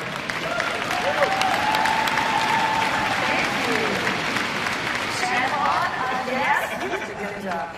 And on our website, we've invited folks to submit questions from all over the country. This is a video that one of our members uploaded. This is from Stephanie in Ohio. She has this video question. I would like to ask the presidential candidates what the future in standardized testing is going to look like. I really wanted to focus on child-based learning rather than just test scores. Well, here's the bottom line. I'll tell you what we've done in New York. You know, I have the biggest school system in America. We have, thank you to New York, 1.1 million kids, and what we have been doing every single year is getting away from high-stakes testing because it does not work. This is the bottom line. Multiple measures need to be the future of this country, and that needs to be led by the federal government because we've been doing things the wrong way. Instead of focusing on teaching and learning and supporting our educators with professional development, this country created a system of high-stakes testing that took us in the wrong direction. Look, here's what I say. The federal government should be focused on funding our schools at the local level because our current system is not working. Our current system based in the inequalities in this country. We need a federal government that finally takes responsibility for funding education the way it needs to be done in this country. That's what I want to focus on. Get away from high-stakes testing. Get away from charter schools. No federal funding for charter schools. By the way, too many Republicans, but also too many Democrats have been cozying with the charter schools. Let's be blunt about it. We need to hold our own party accountable too. And no one should ask for your support, or no one should be the Democratic nominee unless they're willing to stand up to Wall Street and the rich people behind the charter school movement once and for all. And if we want to make sure that we get away from high-stakes testing, we need a Secretary of Education who's going to be someone very, very different. I've got a radical idea. I hope you're all ready for it. The next Secretary of Education.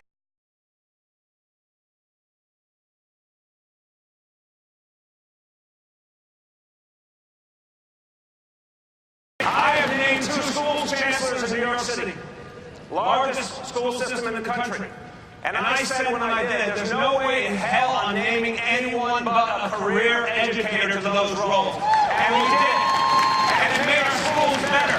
And it brought us closer to our educators. And it created cooperation with the union. That has to happen in Washington, too. If we do it right, the right Secretary of Education moves us away from high-stakes testing, away from charter schools, and to a true federal commitment to traditional public education.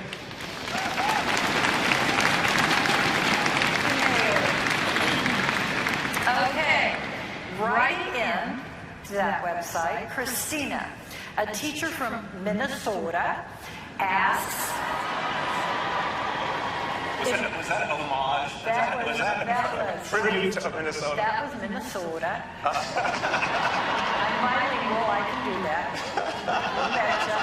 If you believe public education is a right and the foundation of our democracy, how do you plan to support it after so many years of neglect?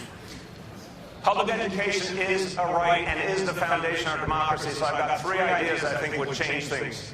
1, I'm going to put forward a plan to make the federal government truly responsible for funding public schools. Remember, in a country where so much of the responsibility falls on localities that cannot afford it, particularly lower income communities, particularly communities of color, bear the brunt of a system where there's no federal mandate.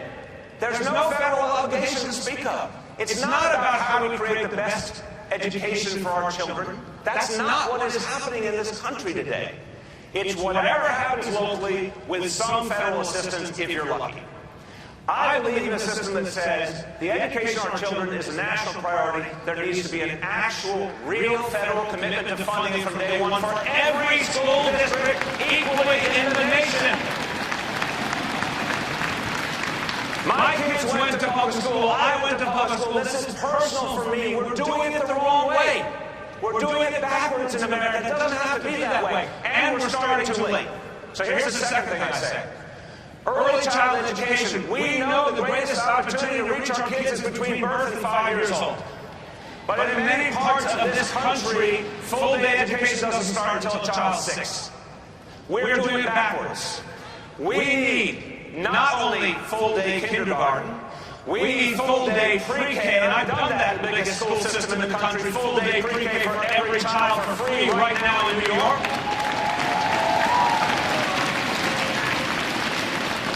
But why stop there, America? We should do the same for 3-year-olds.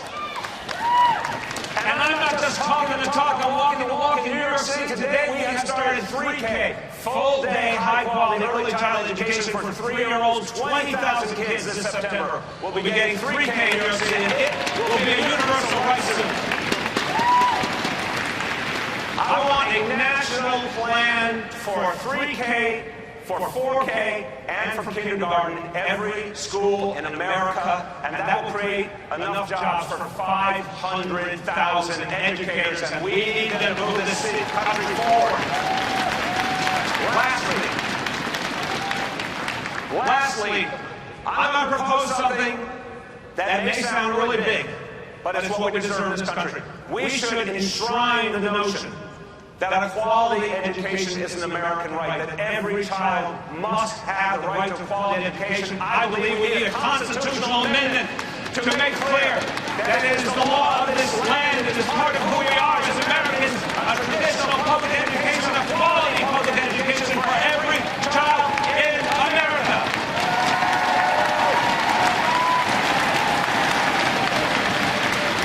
Thank you, it's okay. Our next member is Tricia. She's a teacher librarian from Illinois. And she wants to know, what's your comprehensive plan for funding public schools so that students receive the supports they need to thrive? Amen. Amen. First, using the word thrive reminds me to make mention to the love of my life, our First Lady, Shirlane McCrae, New York, who has created the Thrive Initiative, access to mental health for all, and we announced a huge initiative for social and emotional learning in all our schools, more social workers, more guidance counselors. That's what we're doing in New York, that's what we need to do all over this country. I believe in investing in education, and look, there's going to be a lot of great candidates before you today, good people, good ideas. The question is not just who wants to do it, but who has done it. The things I'm talking about I've done in New York, in a tough place. We invested constantly. By the way, we not only invested in our children, we invested in our educators. Every year that I've been there, we've given a raise to the educators of New York, and we should do the same for the educators of the United States of America. And these investments pay off. And this is what we have to do. You know, the 2020 election is a chance to change the entire discussion in America. It is a chance to say to this country, we've gotten it wrong in education, but we could get it right. But it has to be a federal responsibility. It's a chance to say to our own party, decide who we are as Democrats. We should be on the side of educators, not on the side of charter schools, not on the side of big corporations, not on the side of the elite. We should be the party of working people, and educators are working people.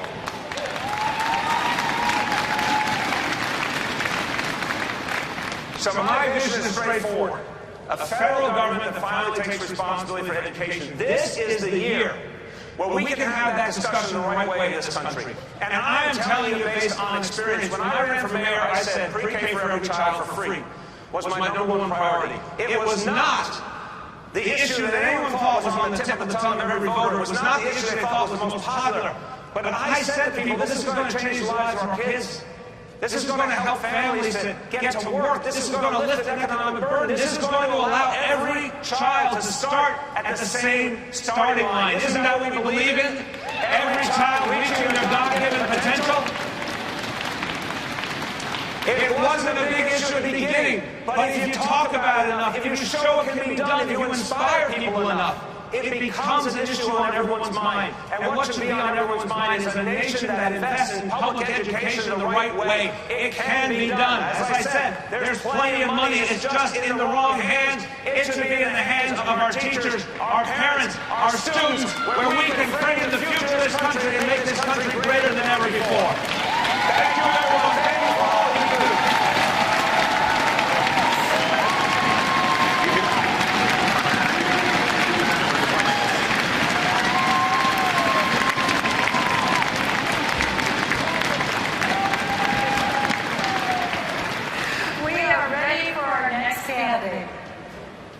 Please welcome Tim Ryan.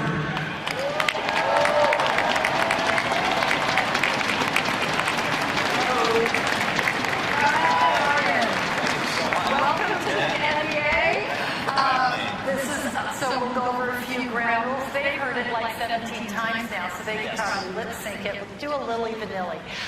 1 minute to give an opening statement. Yes. They can see this little cute clock here. They can see it up on the screen, so that all you have to do, if you go over, we're very sweet, and we're going to just start clapping for you. We're so nice. And then we have 3 questions we'd like to give you 3 minutes to answer. So welcome. You can sit, you can stand, you can just be comfortable. Thank you. 1 minute. Hi, NEA. Hello, educators. Everyone's telling us how good things are. And I just wonder why we all feel so bad. Why we wake up in the morning and got a knot in our stomach, we turn on TV, we see what's happening every day. And the reality of it is, for 40 years, the systems in the United States have been broken. Our economic system has been broken. The education system has been broken. The healthcare system's been broken. The food system's been broken. The environmental system's been broken. The criminal justice system's been broken. And all of these issues make their way into your school. And so today's discussion is about not how we reform education, but how we transform education.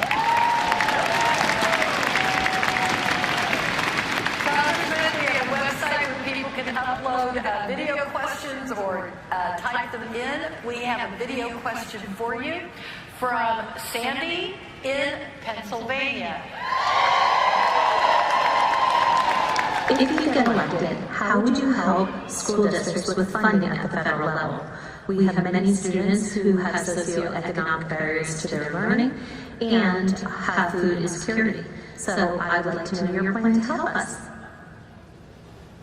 Thank you. Obviously, a great question. I released a plan this week that it puts $50 billion back into Title I and other programs to help local communities fund their schools and the school programming that they need. I support and have co-sponsored and will push for $100 billion in infrastructure projects in schools all across the United States of America.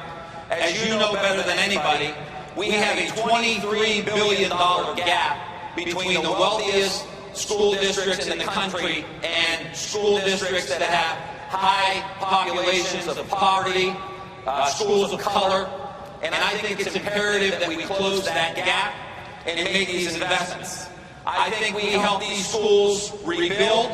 I think we help with infrastructure projects like broadband. I think we help with playgrounds. I think we help with school-based health clinics. I think we make sure that every school has a maker space so we can move ourselves into the 21st century. These are the issues that are critically important. I also have in our plan, my plan, a loan forgiveness program for teachers, and also an expanded tax credit for teachers who dig into their own pocket and pay a lot of money to keep the classroom going.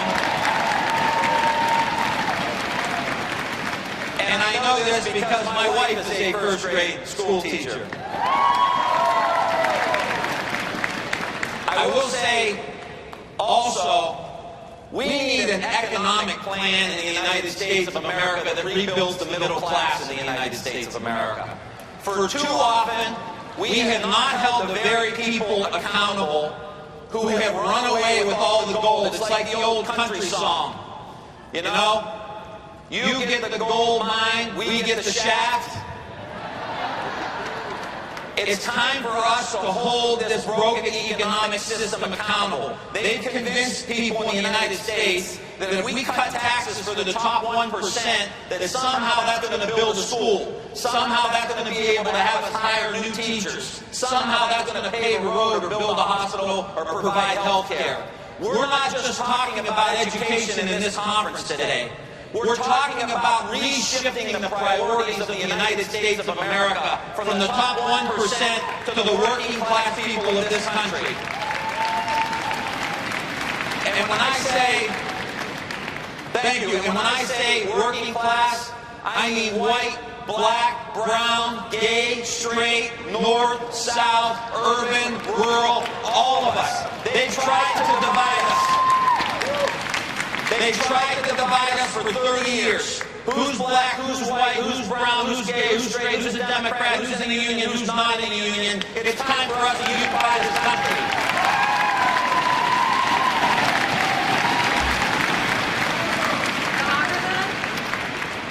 Vicki is an educator from the great state of Hawaii. And she wrote in on the website and wants to know your plan to address gun violence and stop the proliferation of school shootings. That's a great question. This is obviously very personal, as my wife is a school teacher, as I mentioned, and right down the hall, our 5-year-old Brady goes to preschool. And like all of you who also have kids in schools, and you're obviously in schools, all of the educators here, this is an issue that we see too often, and it's unique to the United States. And so I support the universal background check. I support making sure we get weapons of war off the streets of the United States of America.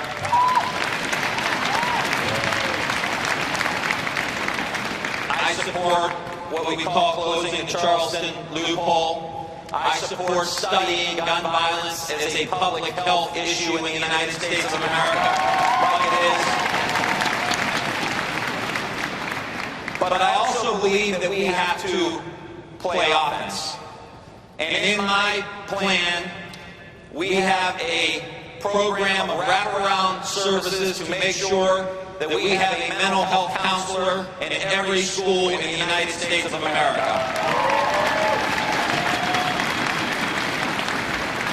That we can have a nurse in every school, but here's what I think is most important. 90% of the kids who come to a school and use a gun and kill students and other educators, 90% of those kids come from that school. And 73% of those kids have felt shamed or bullied or isolated in some way. And I believe it's imperative for us to have social and emotional learning in every school so that we can make sure that all of these kids, we can make sure that all of these kids are connected to each other, to the teacher, to the school, which is why when Sandy Hook had their terrible tragedy, they went off and they did an analysis of how can we prevent this from happening again in the United States.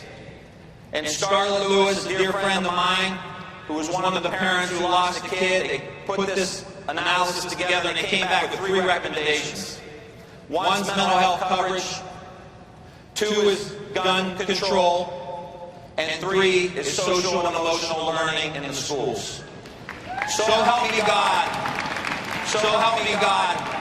If we're going to transform our schools, we have to start recognizing that before we do anything, before we start talking about tests, we've got to start talking about how we take care of our kids in our schools. How we address their trauma.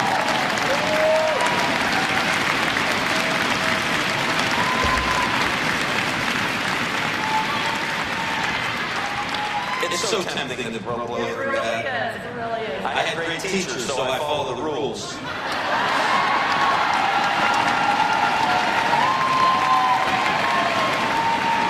Well, great teachers had a lot of kids that didn't follow the rules, but you were wise. You were wise. We have one more question for you, and this one comes from Barbara. She's a retired educator from the great state of Oregon. And her question is, what would you do as president to ensure retired educators' pensions and benefits would be protected for their future?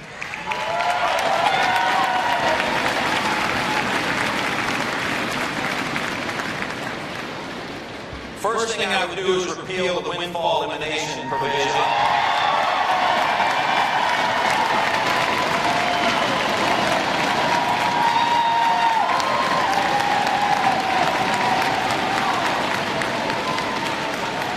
Government offset provision. I probably should just sit down now because I don't know if it gets any better than windfall elimination, right? But I will say that is an essential issue that I've been dealing with for a long time representing Ohio. It's critical to making sure. Thank you, Ohio.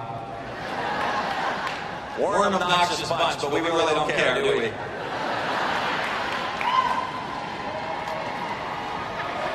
See what I'm saying? But we also have to reform and fix Social Security after we do that. And I have a plan that gets us to Social Security till 2100. I want to make sure that we give 12 or 13 million citizens in this country who get Social Security a pay raise. I want to make sure that this system is solvent for our kids and our grandkids. But the best way to help, and I talked about the economy and growth and getting jobs to help support the local tax base so that we can get increased wages to teachers so you can all negotiate good contracts that can put more money into your retirements. And to me, that means we've got to double the size of the unions in the United States of America so that we can push this agenda.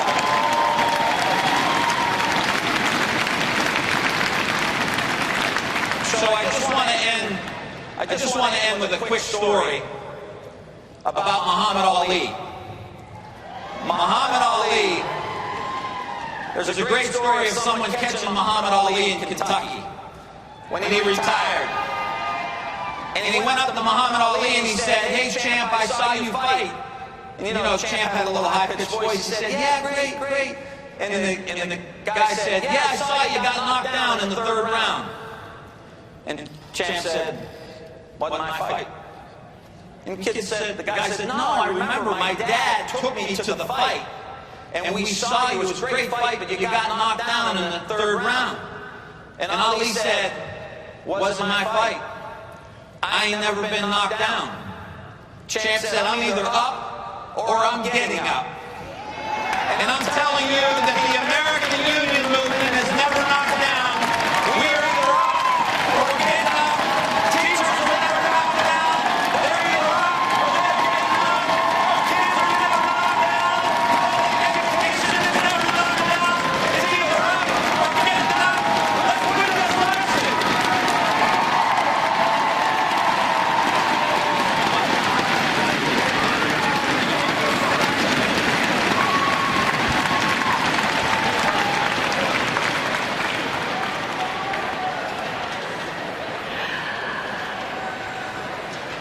You don't know what I'm hearing in this nice little earpiece here, all right?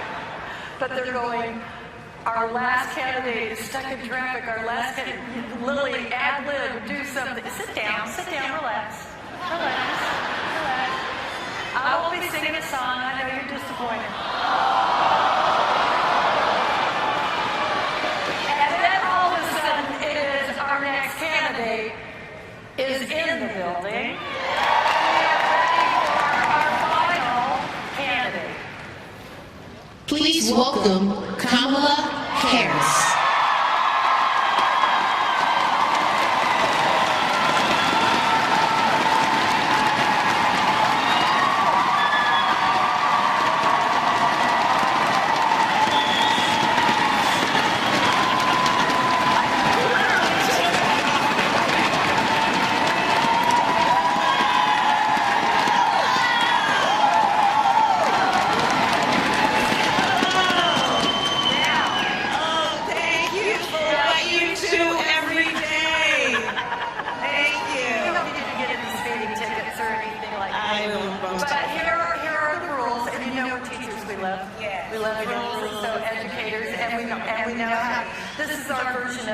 Pencils down.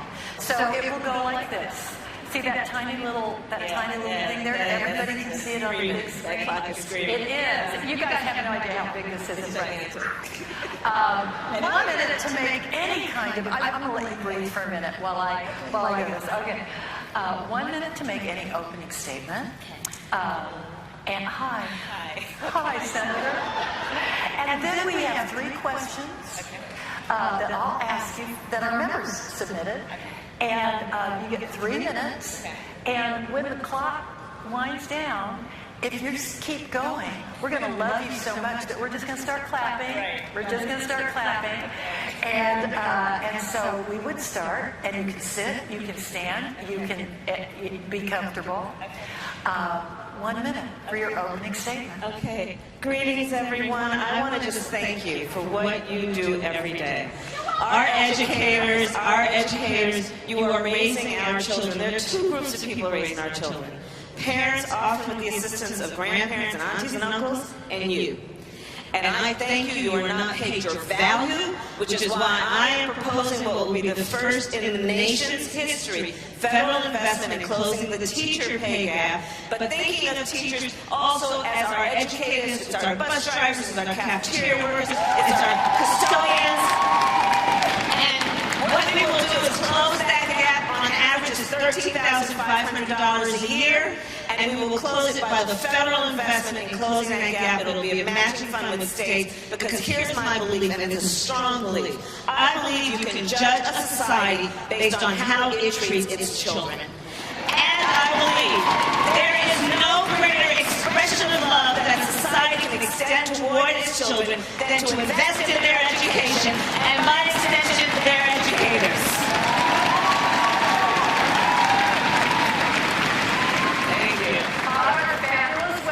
strongpublicschools.org, which I'm sure you're going to go look at as soon as you're out of state. We've invited all of our 3 million members, and really anyone in the public, to upload a question, upload a video, or write a question. What we have for you is our first question. Okay, great. And it is, they moved it so fast I didn't get to see who it's from. Okay, from Carlos. Carlos in Colorado. And you can see his video over here, right? Yes, he's looking for Carlos. Colorado, here, Georgia, California.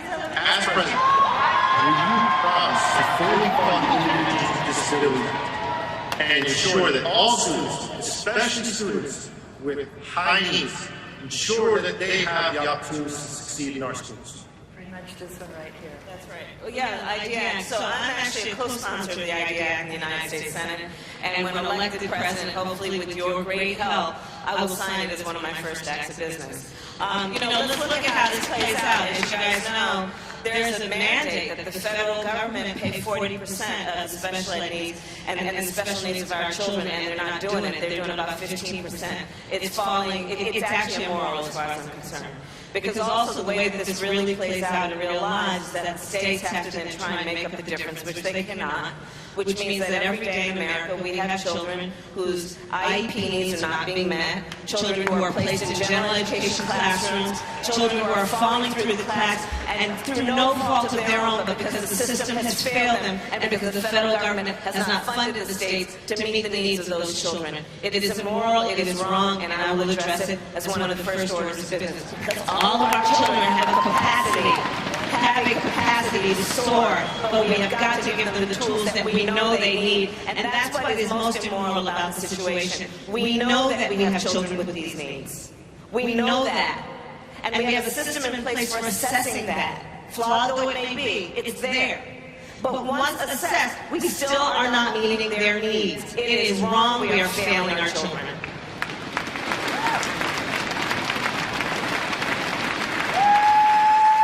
Writing in on our website is Susan, a retired teacher from Minnesota. And she asks, what questions will you ask when picking your Department of Education Secretary? Well, I will tell you, I will not be interested in grizzly bears.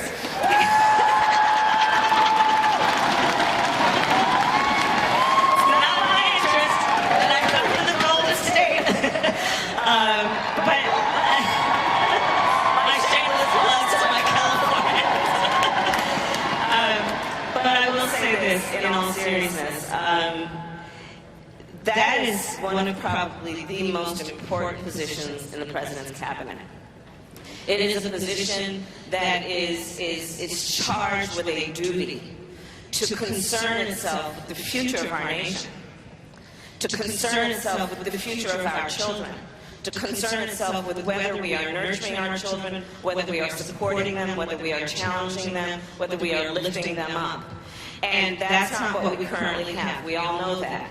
Under a Harris administration, I promise you that the person who is nominated will be someone who comes from public schools. I also promise you that you will be at the table to help me make that decision.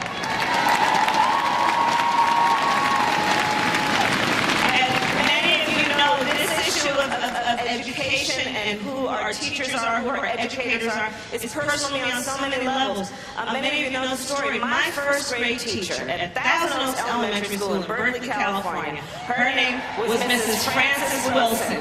God rest her soul. She, my first grade teacher, Mrs. Wilson, attended my law school graduation. I would not be standing here if during the course of my life there were not those teachers who invested in me, who convinced me I was special. I wasn't particularly special, but they told me I was, and I believed them, which is what you do for your students, which puts us on a path to believing we can do anything. And so we have got to have, as the Secretary of Education, someone who knows the power and the relevance and the importance of our public education system and our public teachers. And I promise you, putting somebody in that position will be one of the most important acts that I can ever commit as President of the United States, and I take it seriously, and I look forward to working with you to do it the right way.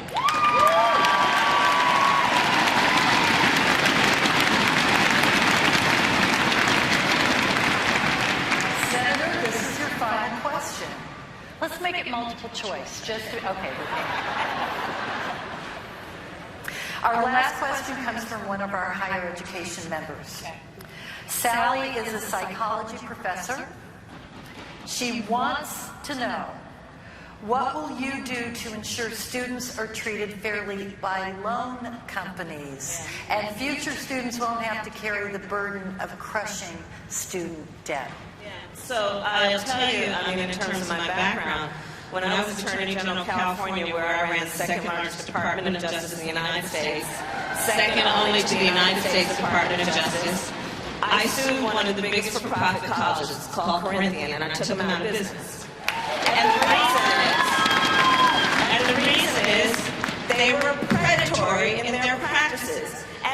so many who play in this field who are for profit in the way that they so-called do education.